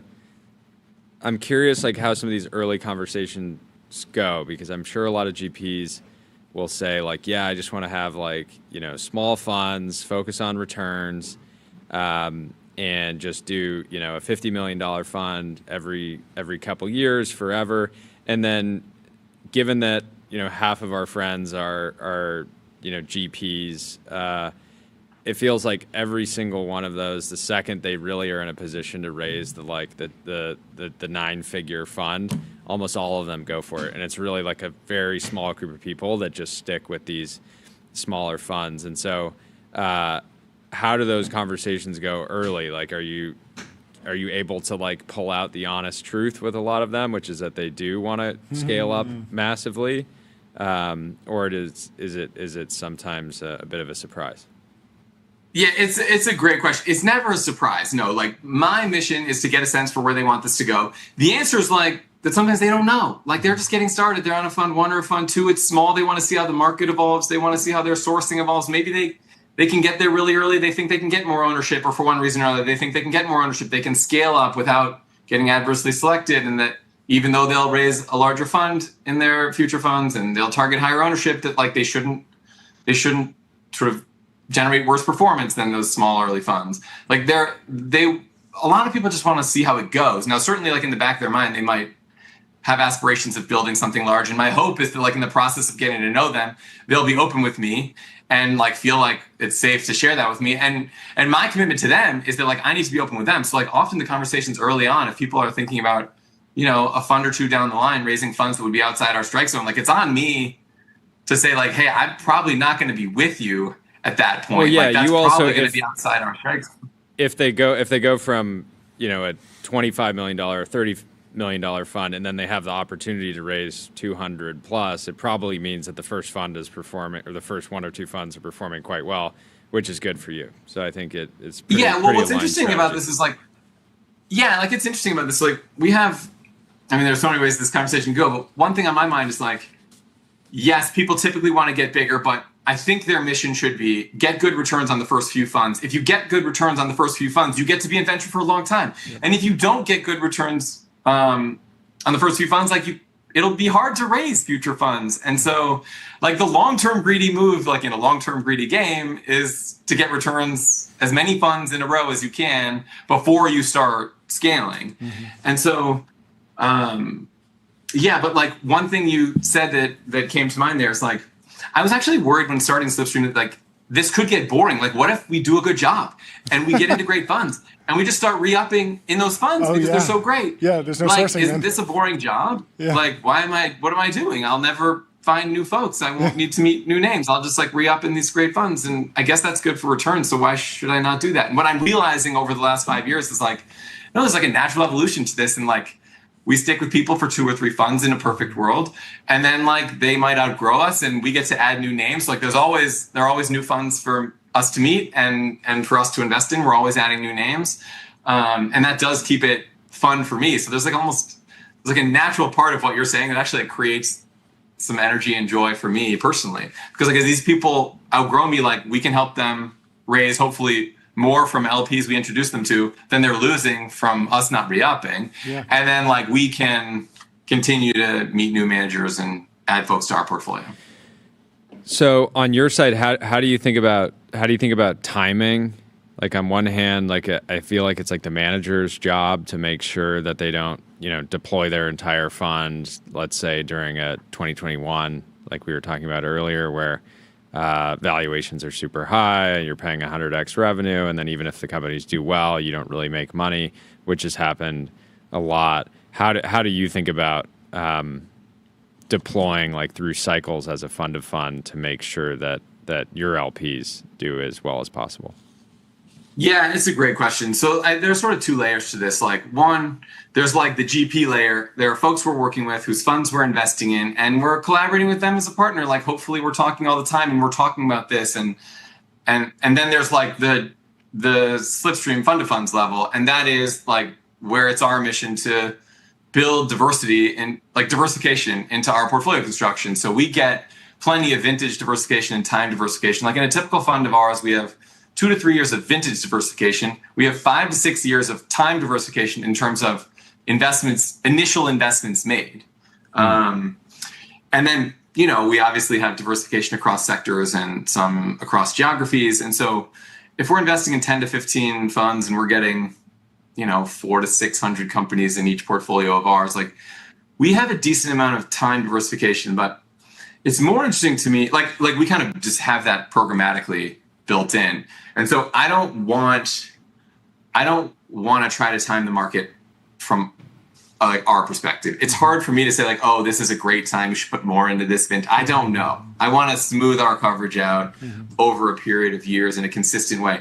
There is one exception to that though, which is that when we started this, like I said, like it wasn't a very healthy time. I thought it was not a very healthy time for deploying capital through our strategy.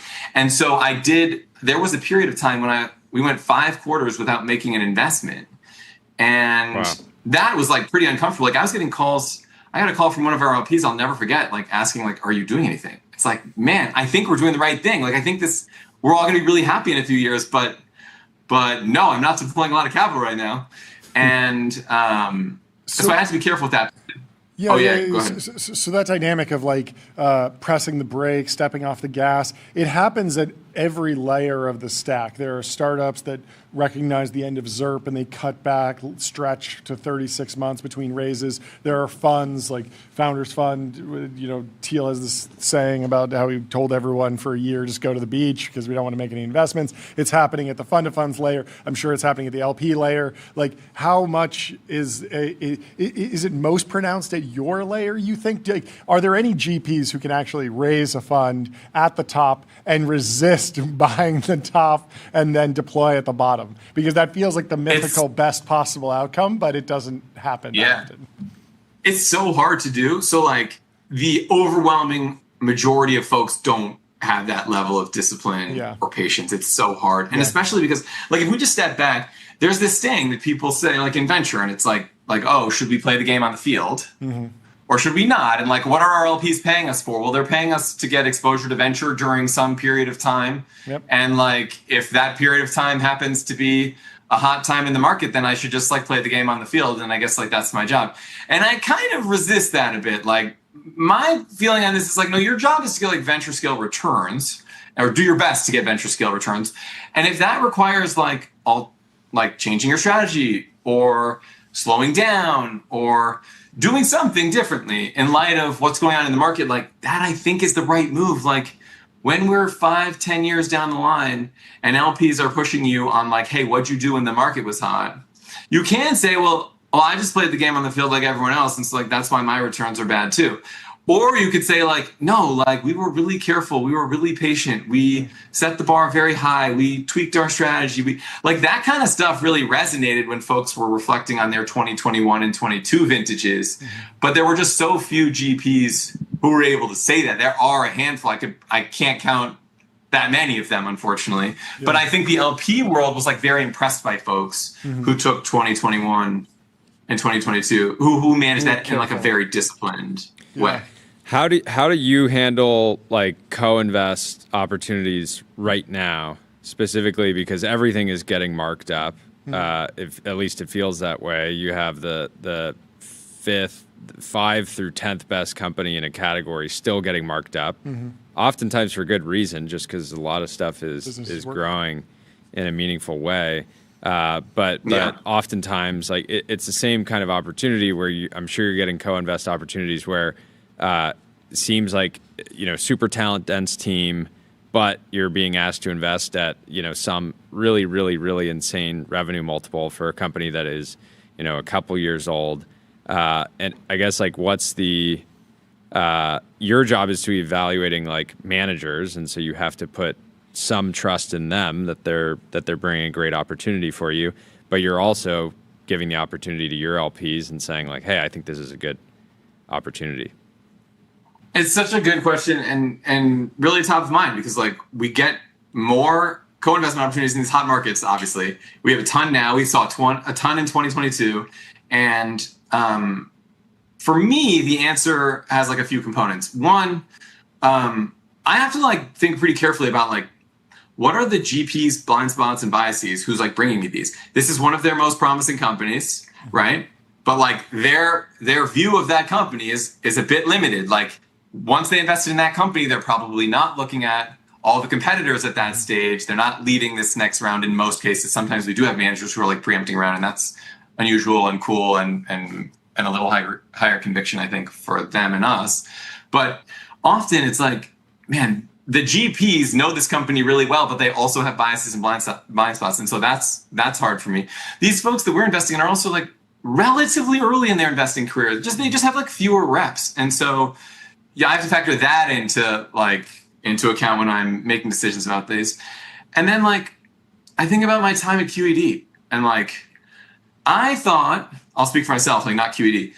I thought like a lot of our LPs would do more co-investing than maybe they did, and realize like the bar needs to be very high for a GP to show LPs a co-investment, because at the time that GP raises their next fund, the LPs are not going to know a lot about how the last fund is performing, but they might know how a co-investment is trending, and like that's going to impact whether they kind of like trust or doubt the GP. And so like my hope is that GPs are like, hey, I'd bet my LP's commitment to my next fund on this co-investment, that they're going to be glad they did it if I'm showing it to them. Like that's the bar I hope people are using, or something like that. It's almost like sometimes I jokingly am like, look, would you like fly to DC and like tell me I'm crazy if I don't make this co-investment? Like, is that the level of conviction here? Or is this like a really good company that's taking off and you want to share the opportunity with LPs, and it's a good opportunity for them and it's a good opportunity for you, but it's maybe not that level of conviction for you? Like, I'm really trying to figure out what their level of conviction is. And the last thing I'll say is like, I need to think about like what I'm uniquely positioned to do. Like, if I'm seeing all these co-investments, like, am I the best person to evaluate all these co-investments? And if I think I am in a good position to evaluate a co-investment, then the question is like, well, am I going to do just one, or am I going to build like a small portfolio? And then if I build a small portfolio, I have to ask like, is my small portfolio likely to like outperform the next fund we might invest in, or should I just use these slots for another fund? And so like in reality, the way this has worked for me is like, I haven't made any co-investments out of our funds, and we're like 5 years into this. And we've had some great ones. Now we bring them to our LPs, and we either don't recommend them, or we say, basically, I could see if this would be a fit for you, and I'm happy to help you run it down, but like I want you to feel like you can get to conviction on your own with the information that I'm sharing with you. And like I would encourage you to build a portfolio of these and not just do one. And then we put SPVs together for them. So like, I guess that's a very long way of saying like, we're pretty careful, and we haven't done any out of the fund because it's hard to do this from my seat. Now, if you get it right, amazing. Like if you're in great co-investments, that's great. And they certainly could help people fundraise. Like in my position in a hot market, co-investing could help me fundraise because we're likely to get some quick markups from that. I just worry that like, maybe that isn't the right path to getting like long-term returns. So that seems pretty focused. Do you think that the overall fund strategies are becoming less focused or less blurry? Is there like a broad trend here? Because you see venture capitalists who are known for software, investing in everything from semiconductors to data center constructors to hard tech, defense tech, biotech. And then also you have blurriness on the strategy side. You're doing $1 billion seed round. Maybe you're playing in public markets. Maybe you're a hedge fund that's also doing private investments. It feels like we've been at the blurriest it's ever been in terms of defining what a fund even is these days. But is that what you're seeing, or is there still like a healthy batch of super focused tech VC managers? It's funny. I think there's been like, this has fluctuated over time. Like there have been times in the market where people are like, I don't think there's any place for a generalist fund. You'll never beat a sector focused fund. We can only invest in sector focused funds. If you're not a sector focused fund, you'll lose to all the sector focused funds. You know, and then I feel like we're in a period right now where it's like, no, if you have access to like the great talent, the best talent at the earliest stages, you can find them like at or before inception. Like that's a really compelling way to win in this market. And those are typically generalist funds. And so, like, I don't think there's one answer here, but yes, I am seeing, the longer you're in this, the longer you see people's strategies evolve from like, hey, we focus on certain sectors. Like if we just like look at their web pages from like a couple years ago, it's like, oh, you used to be a crypto fund. And like now you're like an AI fund. And then like maybe you're becoming like a hardware fund. And I think like, yes, you see a lot of that. You see, and from my position, like obviously like we're all skeptical. Any investor is going to be skeptical. And my job, I think, is just to like figure out who's uniquely positioned to like execute on whatever strategy they have and like generate significant outperformance and like ideally like beat generate top decile returns. And so, yes, I am seeing from a sector focus, I do see drift over time.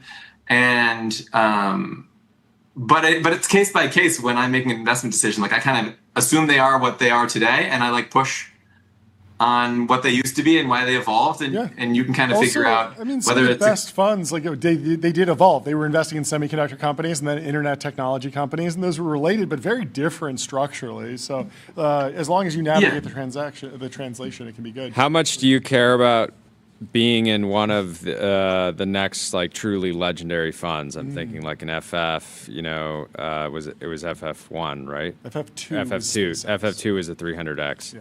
But or like a lowercase, like is that something that you tell your LPs, like swinging for the fences? If not swinging, well, kind of. I mean, like, but I think by backing the next great class of managers, you should, in theory, over the course of like 10, 20 years, you should get in one of those. You should get in one of those legendary funds. Yeah, it's so interesting. Like, certainly doing that will help you. But the question is always, like, by the time you know you were in one of those, and then let me get back to, like, how important is it for me to be in one of those? By the time you know you were in one of those, that was probably a long time ago, right? Like, you have some amazing fund. FF2, it's 20 years. So that's what I'm saying. I'm saying 20 years from now. Yeah. And so, like, if we're saying that about, like, Slipstream in 20 years, oh, look at this, he was in one of the best funds of, the last 20 years or something. Isn't he so great? Like, the question will be like, well, he was great then, but like, is he still that great now? I don't know. True, yeah. And so, like, that's the problem with all of venture investing. And like, sometimes people talk about like, oh, investing in emerging managers is so hard because they have limited track records. It's not that much to evaluate. And I totally agree. Like, it's hard, but I think it's hard to evaluate in funds that have established track records too, because unless they're like the major platforms that are like pretty stable, there are other things changing at those, like fund size and portfolio construction. It's very hard. Like, you're basing your decisions on returns that are like based on a different time, a different fund size, maybe a different team. Like, you're always trying to figure out, is this team uniquely positioned today, but like to generate great returns. But to come back off of that riff and like to get back to like the strat, to get back to like the importance of getting into one of those funds is something I think about all the time. Like, especially when I was just starting out, one of the questions I would sort of pose to myself is like, does it matter to me to be in the best performing funds we meet in a given year? Or is our job just to make sure that like every investment we make is a good investment? Like, the best investments, like the 300x investments, like, sure, I would love to be in those. Of course I would love to be in those. But like, often those are like pretty weird funds. Like, it could be some like $2 million fund that you like is totally not clear at the time. And it's very difficult to underwrite. And they get in a couple of good companies, and like, it's a ridiculous outcome. Like, sure, it is my job to invest in funds that have limited track records and to try to figure out who has increased odds of like significantly outperforming. And so I hope that I am able to get into the best funds of the vintages when I'm investing. But the reality is, like, if we're investing in good funds, like, we can generate great returns without those. I certainly would love to be in those, though. Yeah. I don't think like Slipstream success is defined by being in those, though. Totally. Yeah, it's more of like a personal thing. Like, after these 20 years, I feel like you're going to be. I think there's a good shot. This is. Oh man, I don't know. We actually, we just had our first fund. We're about to have our first fund at over 20x. So that's like a big. There you go. Big gong for us. We're hitting the gong for that. There you go.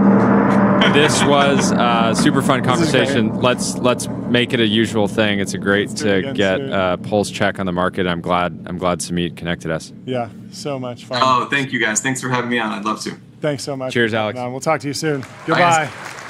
Let me tell you about Codex. Codex is a powerful workspace for getting work done with AI agents. Whether you're writing code, analyzing data, creating content, or automating business workflows, Codex helps you move projects forward from start to finish. Our next guest is already in the waiting room. We have Nico Simko from Clair. He's the co-founder and CEO. How you doing, Nico? Welcome to the show. Hey, guys. Thank you so much for having me. Thanks so much for hopping on. Why don't you introduce yourself and the company a little bit and then give us the milestone? I want to hit the gong. Amazing. Big day for us. Nico Simko here, founder and CEO of Clair.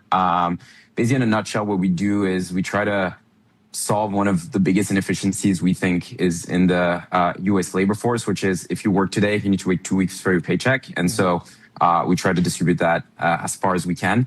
And today the company has crossed $100 million we announced $100 million in revenue run rate.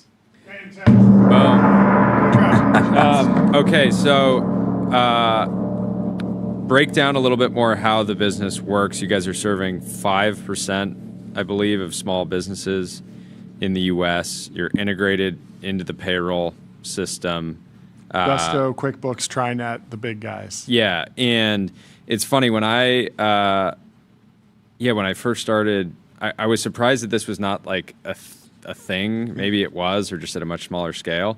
But as soon as I understood how payroll systems worked, I was wondering like why employees didn't get access to funds, couldn't get access to them early if a payroll system like knew that they already worked, still an active employee working. Feels like pretty easy to underwrite, but it doesn't make sense for the company necessarily to be in that type of short-term lending business. But yeah, walk through maybe like the history of this category, how you came upon the opportunity, and yeah, maybe even how you were kind of diligencing the opportunity early on, because I imagine it was one of those things that maybe you were like, why doesn't this exist already? Am I missing something?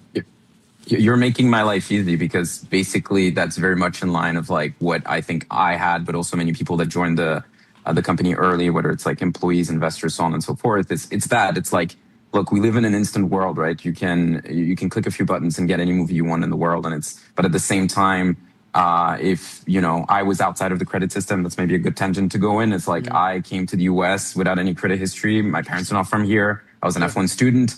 I had a job at JP Morgan after college. I still couldn't get a credit card. I got so many denials. You were a student of F1, of Formula One? No. I was an F1 visa student. I wish I was a student in F1. but yeah, like, no, the reality is like I went through this entire journey of being outside of the credit system. 25 million people like that in the country. And then there's another, I would say, roughly 35% of the US workforce that is basically not in a prime category. And it's like, okay, if that's the case and 50% of Americans work paycheck to paycheck, why can't credit be connected to the workplace? And of course, short-term credit is one piece, but you can think about car loans, right? There's lenders that really would like to extend credit to that asset, but at the same time, it's risky. And so can they create a way to kind of connect that via the payroll system? And what it does, it decreases kind of the risk, decreases the cost to the consumers, and the entire system becomes more efficient. So honestly, I couldn't stop talking about this for many years and ended up kind of like leaving JP Morgan and starting the company. What was the MVP? Like, what was the first customer? Did you go to a payroll platform and try and integrate, or did you go direct to a company and have just a web app? Like, what did you need a bank charter for this? Like money transfer licenses? Like, how does all that work to actually start this business? Yeah, absolutely. A lot to unpack here. So I'll try to maybe take it high level and then we break it down. But the idea, really, first principle is my co-founder and I sat down and we realized, like, okay, what is the perfect product? And the perfect product we thought of at the time, left our jobs then in 2019, restarted incorporating everything in 2020, was if you could have a digital bank that connects to the workplace, and every single time you work, basically your funds are available in your bank account if you need them, that would be perfect. And it's instant, it's free, it's perfect, and that's the trade-off. That product did not work. And the simple reason why that product did not work is because when you're asking someone to move their entire financial life over to a new digital bank, it's a lot to ask for. It's like going on a date and asking somebody to get married on the first date. It's like, it's a lot, right? And so maybe that's where you'll end up, but like, don't do it immediately. And so we kind of like, it made us a little bit more humble. And we spent a lot of time with our user base. My co-founder like flew down to like public schools in Georgia, met the principals around like how public school teachers don't get paid during the summer. They only get paid monthly. And then we start to realize that, there's a way to do this, which is embedded inside of payroll. People trust their payroll system. We all sign up for, anyways, healthcare products through payroll. And payroll companies are becoming workforce super apps, right? Like, love the partners we work for because they really have this vision. They're like, one app solves a lot of things. And so we went after these providers and we're like, look, we want to foster your brand. We're not trying to send people to another app. So that's when we decided to pivot, and the company in 2 years kind of really, really accelerated when we took that strategy. Well, congratulations. I want the opposite of this. I would love to get Tyler working for like 3 months straight before we pay him a dime. So he has to put in 90 days of hard labor until he gets a single paycheck, sort of the opposite. To Good unlock things the come. grind set? Yeah, good things come to those who wait. No, it makes a ton of sense, and congratulations on the progress. Thanks so much for coming on the show. Yeah, very, very fascinating. Thank you so business. much. Yeah, great to meet you, Nico. We'll talk to you soon. Thank you Goodbye. for having me. Let me tell you about MongoDB. What's the only thing faster than the AI market? Your business on MongoDB. Don't just build AI, own the data platform that powers it. Our next guest is already in the waiting room. We have Ian McGinley from Sidley Austin LLP. He's a partner there. Former head of enforcement for the CFTC.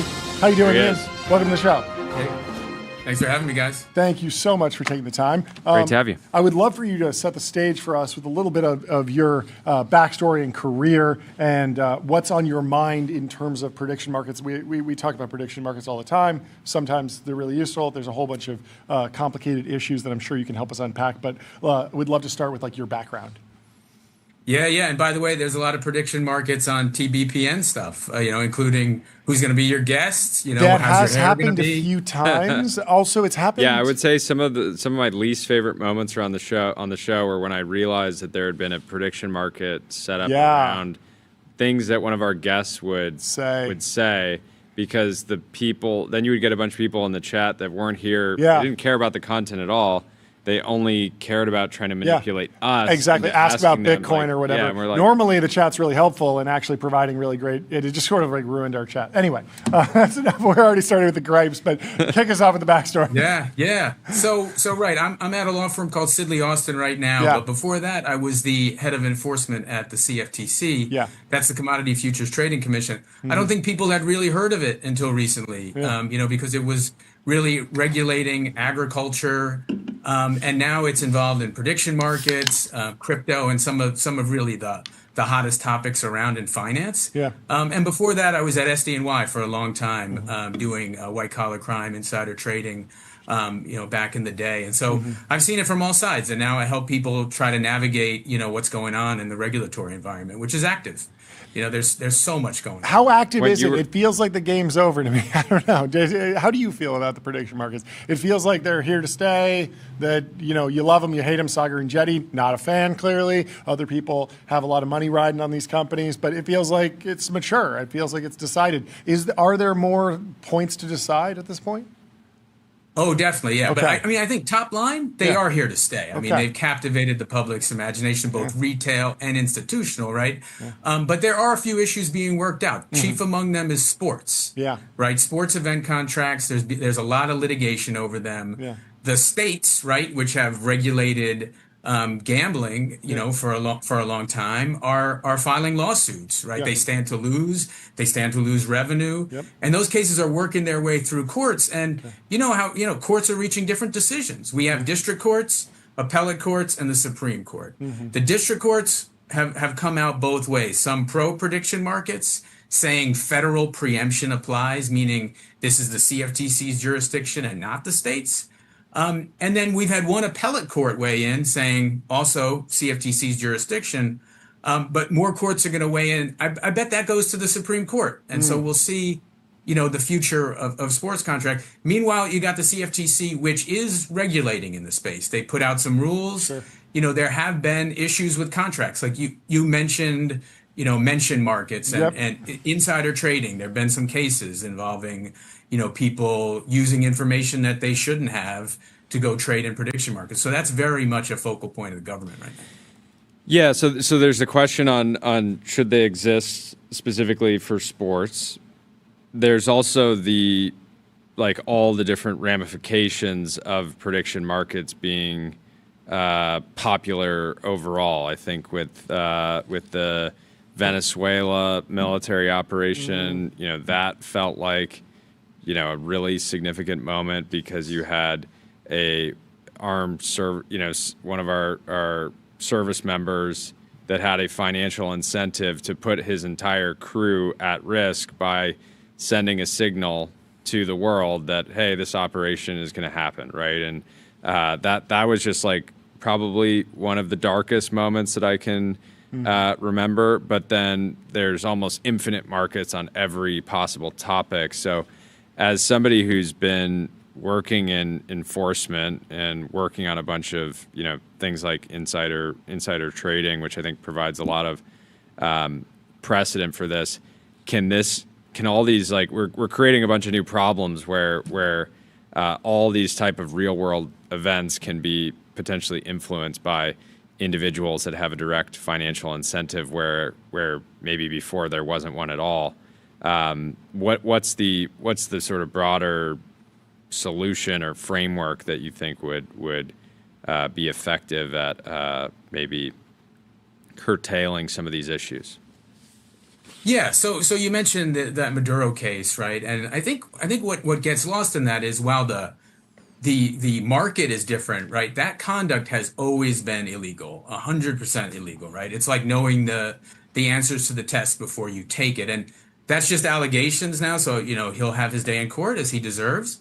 But I think when you think about insider trading, a lot of it boils down to common sense. Like, you can't use information that's not yours. You can't take out an event contract ahead of time when you're going to be the guest and there's an event contract on that, right? I think the challenge is that there's event contracts on everything, right? So we're talking about, if you're thinking about equity markets and commodities markets, there's a very well-established playbook for how you handle that, right? I'm thinking like, big financial institutions, they train employees.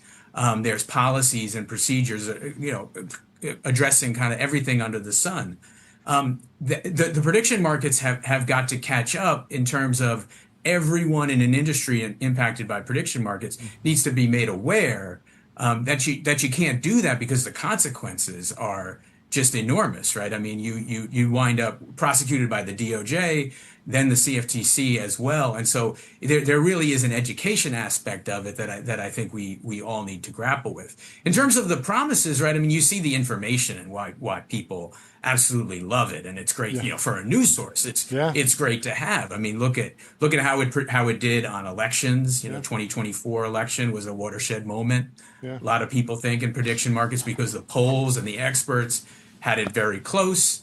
Prediction markets showed that the sitting president had a pretty comfortable lead in all the swing states. And, it's an interesting question on how these prediction markets interact with normal or traditional exchanges, right? And we've seen an integration of both because it's very helpful to have that information alongside other financial decisions you're making, right? Like, will the Fed raise the interest rate in September, right? That's a metric that I think has a lot of implications for other instruments, and you can track that. You could ask people, you could ask experts, you could talk to someone in DC and find out, or you could go on one of the prediction markets and see what the most likely scenario is.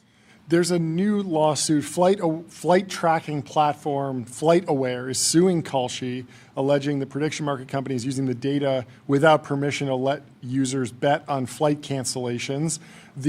When this news hit, people immediately jumped to, well, what if someone calls in a bomb threat and then the flight's delayed or canceled just because they want to win on the prediction market? But I was expecting the airlines to be pushing back on this, or the FAA or the TSA or someone else that would be more directly in the affected line. It doesn't seem to affect FlightAware's business. They seem more worried about brand damage from having the registered trademark linked over there. But do you understand more about the different participants who are pushing back against being dragged into the prediction market world?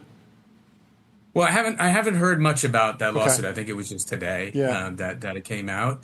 I think that one area to watch is what the CFTC does. Sure. They put out a proposed rule. Yeah. And what they're trying to prohibit is contracts that could be potentially manipulated, right? And you don't want to create any perverse incentives. And that's what the CFTC is grappling with, and how to separate contracts that we all are really enjoying and finding informational and economically useful to hedge in some situations.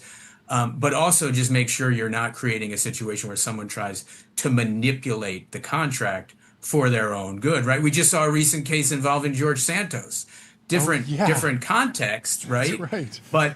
But the manipulation piece, now this is, again, there was no admission of liability. It's all alleged.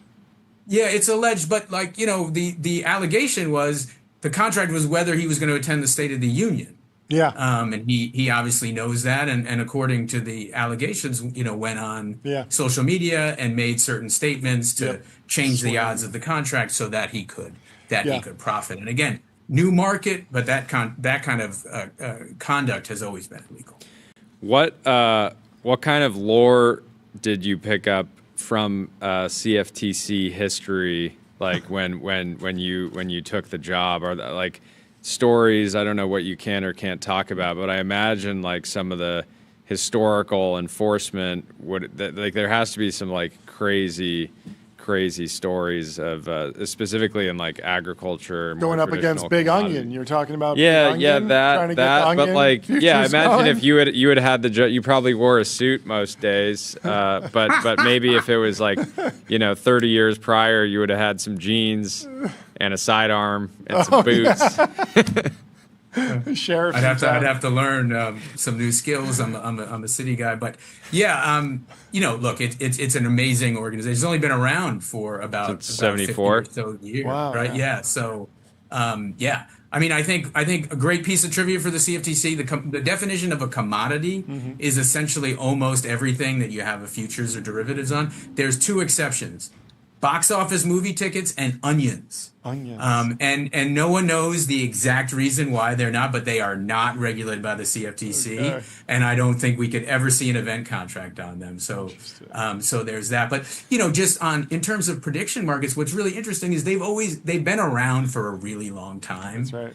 It's just now they really, with sports and with political contests, they've really captivated the attention of folks. And I think you're seeing a ride-along effect in terms of other contracts that are now getting, really popular with the public. And so, there were on very limited basis some election contests that were experimental. But now you see them everywhere. And, even the 2025 mayoral race in New York, they were very accurate. So on sports betting, when we talked to Sagar and Jetty from Breaking Points, who's very concerned about the proliferation of sports betting, having a casino in your pocket, as he puts it, his main contention is that it's the availability, it's the ease, it's the lack of the infrastructure that was formerly around sports betting. You had to tell your family that you're going to Las Vegas, walk into a casino, it's smoky, it's expensive, put down a bet. Did you always give that notification? There were a lot of barriers, and also you could do self-exclusion. There were gambling hotlines. There were a whole bunch of warnings about the economics of what you were participating in. The house always wins. What I'm interested in is, does the CFTC even have the authority to layer a similar structure of, hey, if you're going to be advertising, instead of betting on the Super Bowl, you're going to be trading the Super Bowl. You also have to have the same gambling hotline phone number, because from our view, it's a similar thing. We're going to let it happen, but it needs to have the same infrastructure that it had just a few years ago. Or is this something that the CFTC doesn't even have the tools in the tool chest to make happen if they wanted to? No, they have the tools. I mean, they've regulated these markets, just not, in these subjects, right? Okay. So basically, the CFTC's view, and some courts have adopted this, is that these are financial instruments. They're called swaps. Yep. An agreement between two parties on the occurrence of an event that has some economic financial consequences is how they view it.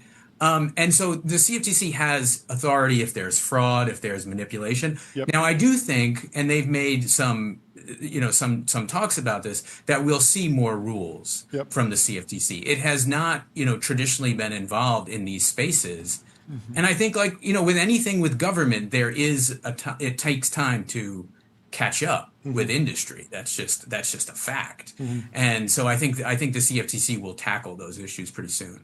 Yeah, it'll be very, very interesting to follow. We'll have to have you back on when there's more news. Thank you so much for taking the time to come chat with us. Yeah, thanks for breaking it down. Have a great rest of your day. Yeah, we'll talk to you soon. Cheers, Ian. Goodbye.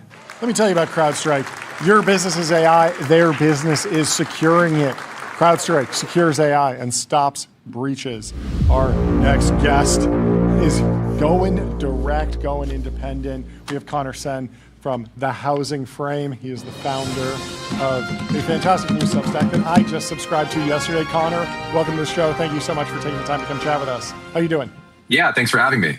Congratulations on the launch. I'd love to hear a little bit about your background, the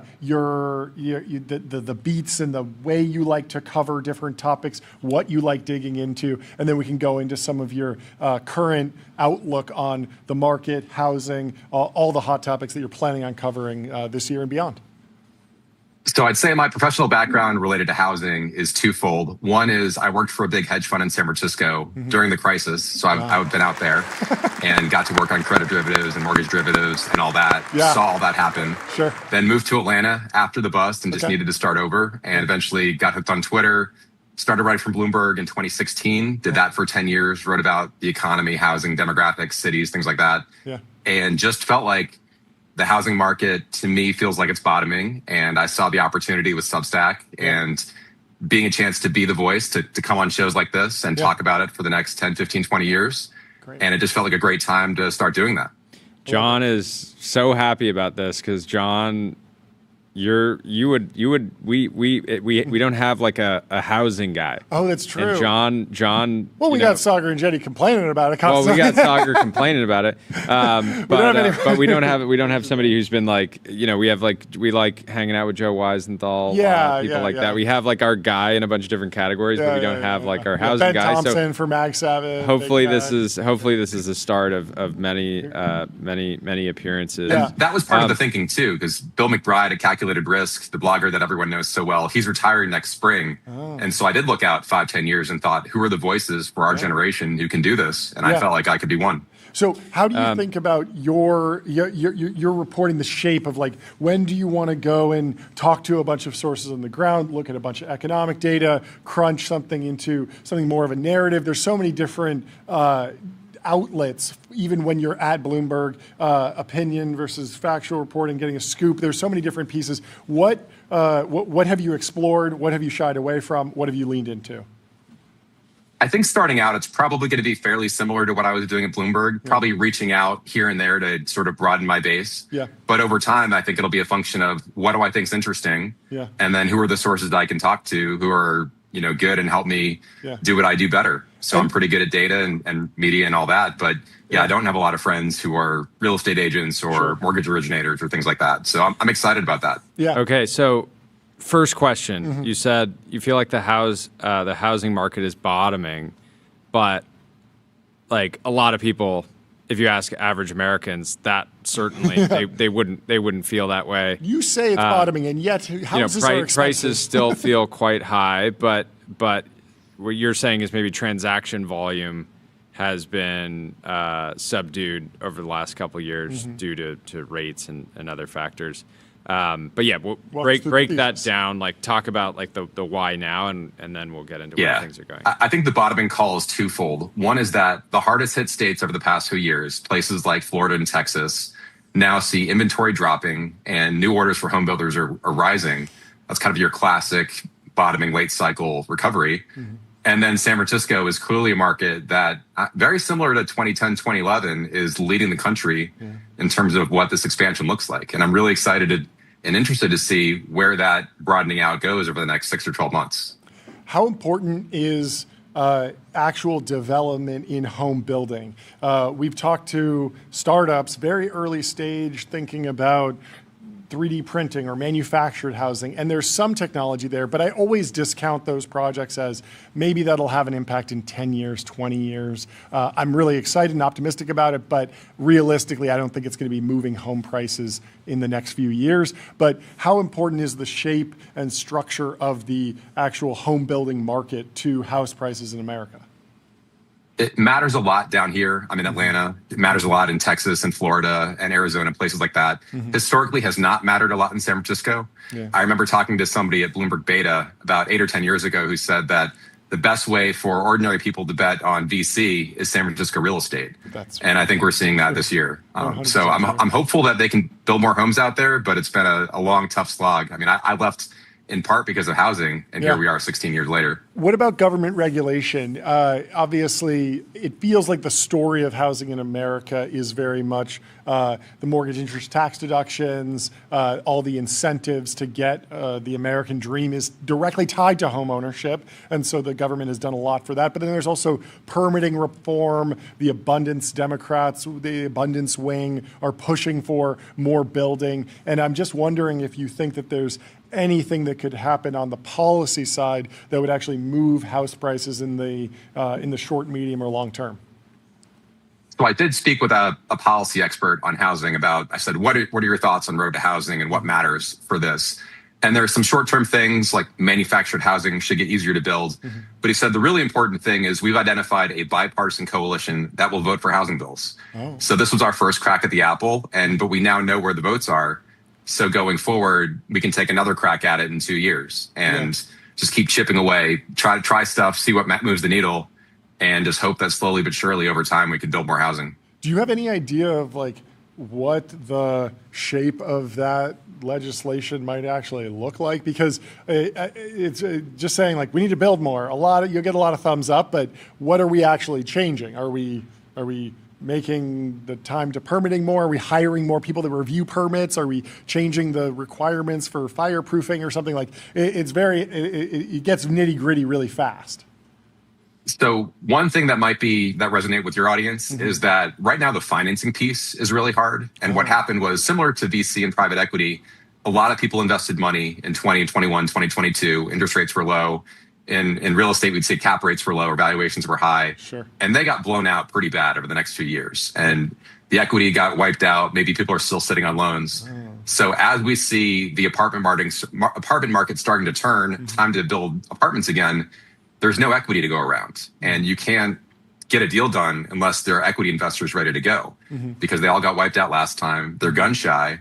And then nowadays, maybe you'd rather fund a data center than an apartment building. Yeah. So I think finding ways to finance new developments, and maybe the public sector can have some role here, whether it's subsidizing or tax incentives, things like that. That's something that we should look into. Interesting.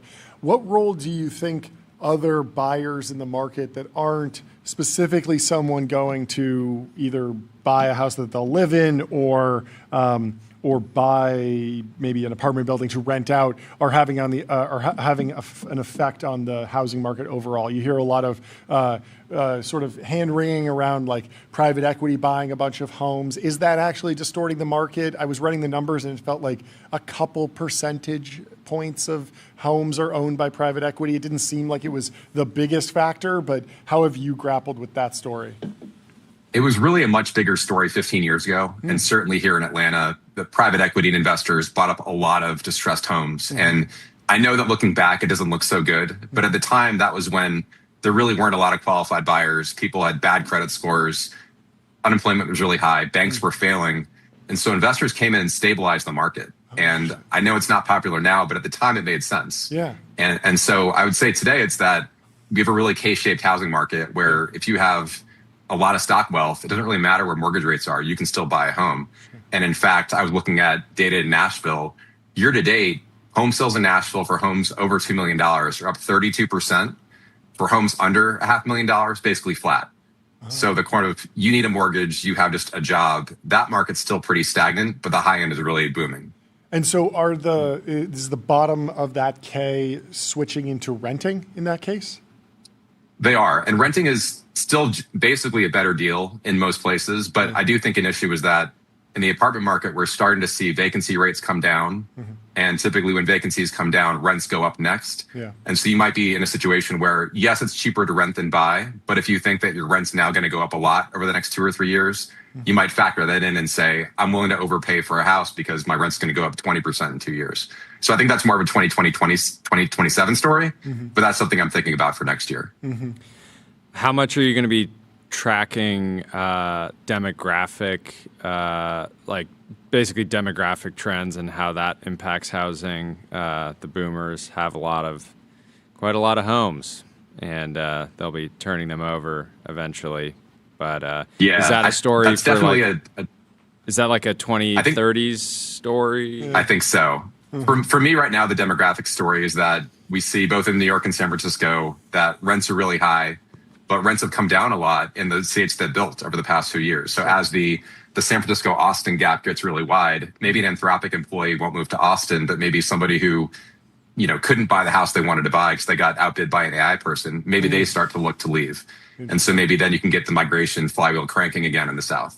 Interesting. How big of a deal are foreign buyers in the American housing market? There's a lot of, again, you see these pieces that similar to the private equity buying houses of, there's someone that made a ton of money internationally and they just want a safe place to park their capital, and so why not buy an empty luxury apartment in Los Angeles or Miami or New York?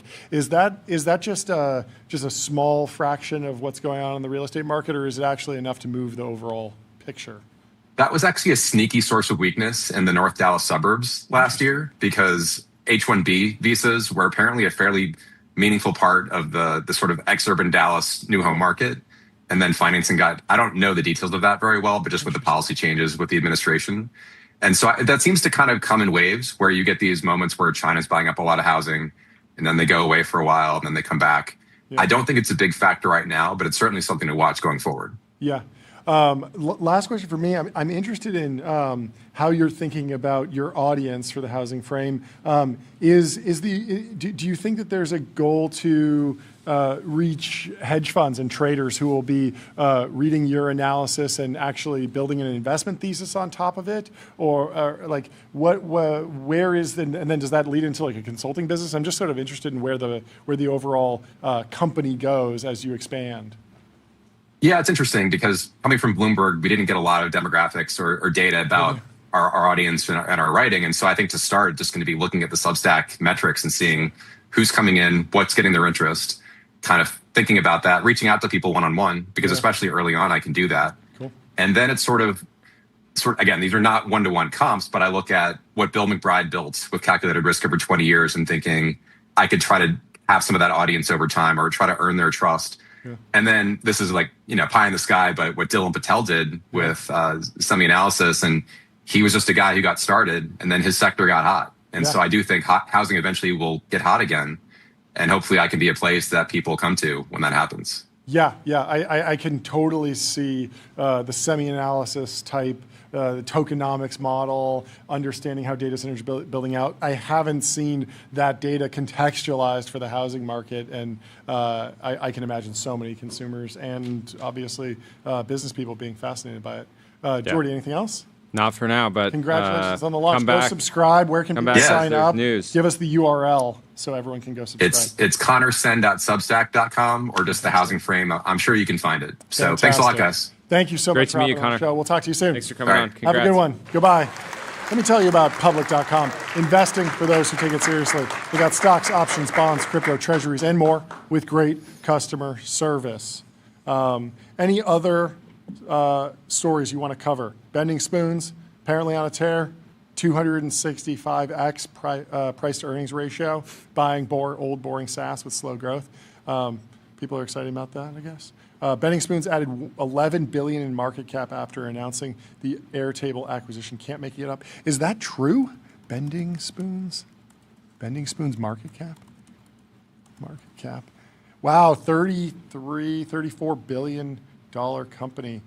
Way up since IPO. Wow, really impressive. Up 50% since they IPO'd. They're on a tear. Who will be the next Ben Spoon? That is the question everyone's asking. Don't get your spoon bent. Don't get your spoon bent. Do we need to debate? Unless that's the best possible outcome. Yeah, maybe. We'll leave this show with a post from June Chu, who was the COO at Zillow until very recently. He posted on LinkedIn, "I have stepped down from my role as COO of Zillow. That's all I have to say about that." Mic drop moment. There we go.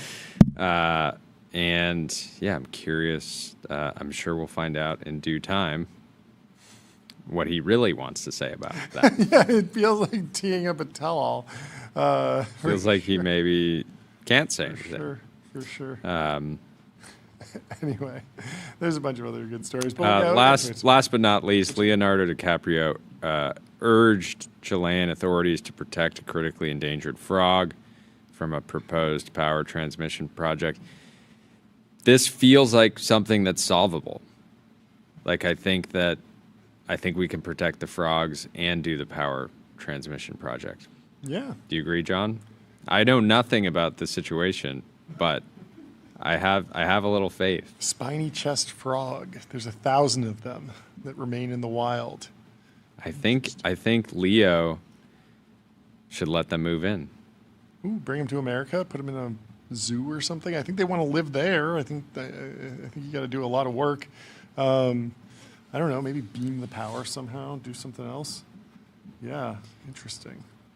It's got to be rough being in the Chilean government and just being like, who's Leo taking shots at just us? comes over the top. He sent 60 million Instagram followers our way, and they're Sicked in our them on comments. It's got to be brutal. Well, good luck. Hopefully, the frog can be protected while the power transmission project goes on. Frogs on hamster wheels, generating power. Maybe that's the future. Who knows? Well, thank you so much for tuning in to TBPN. Leave us 5 stars on Apple Podcasts and Spotify. Sign up for our newsletter. August 11th. It's August 11th. It's summer. Yeah, it's summer. Go touch some grass for us. Have a good day, and we'll see you tomorrow at 11 a.m. Pacific. Goodbye. Love you.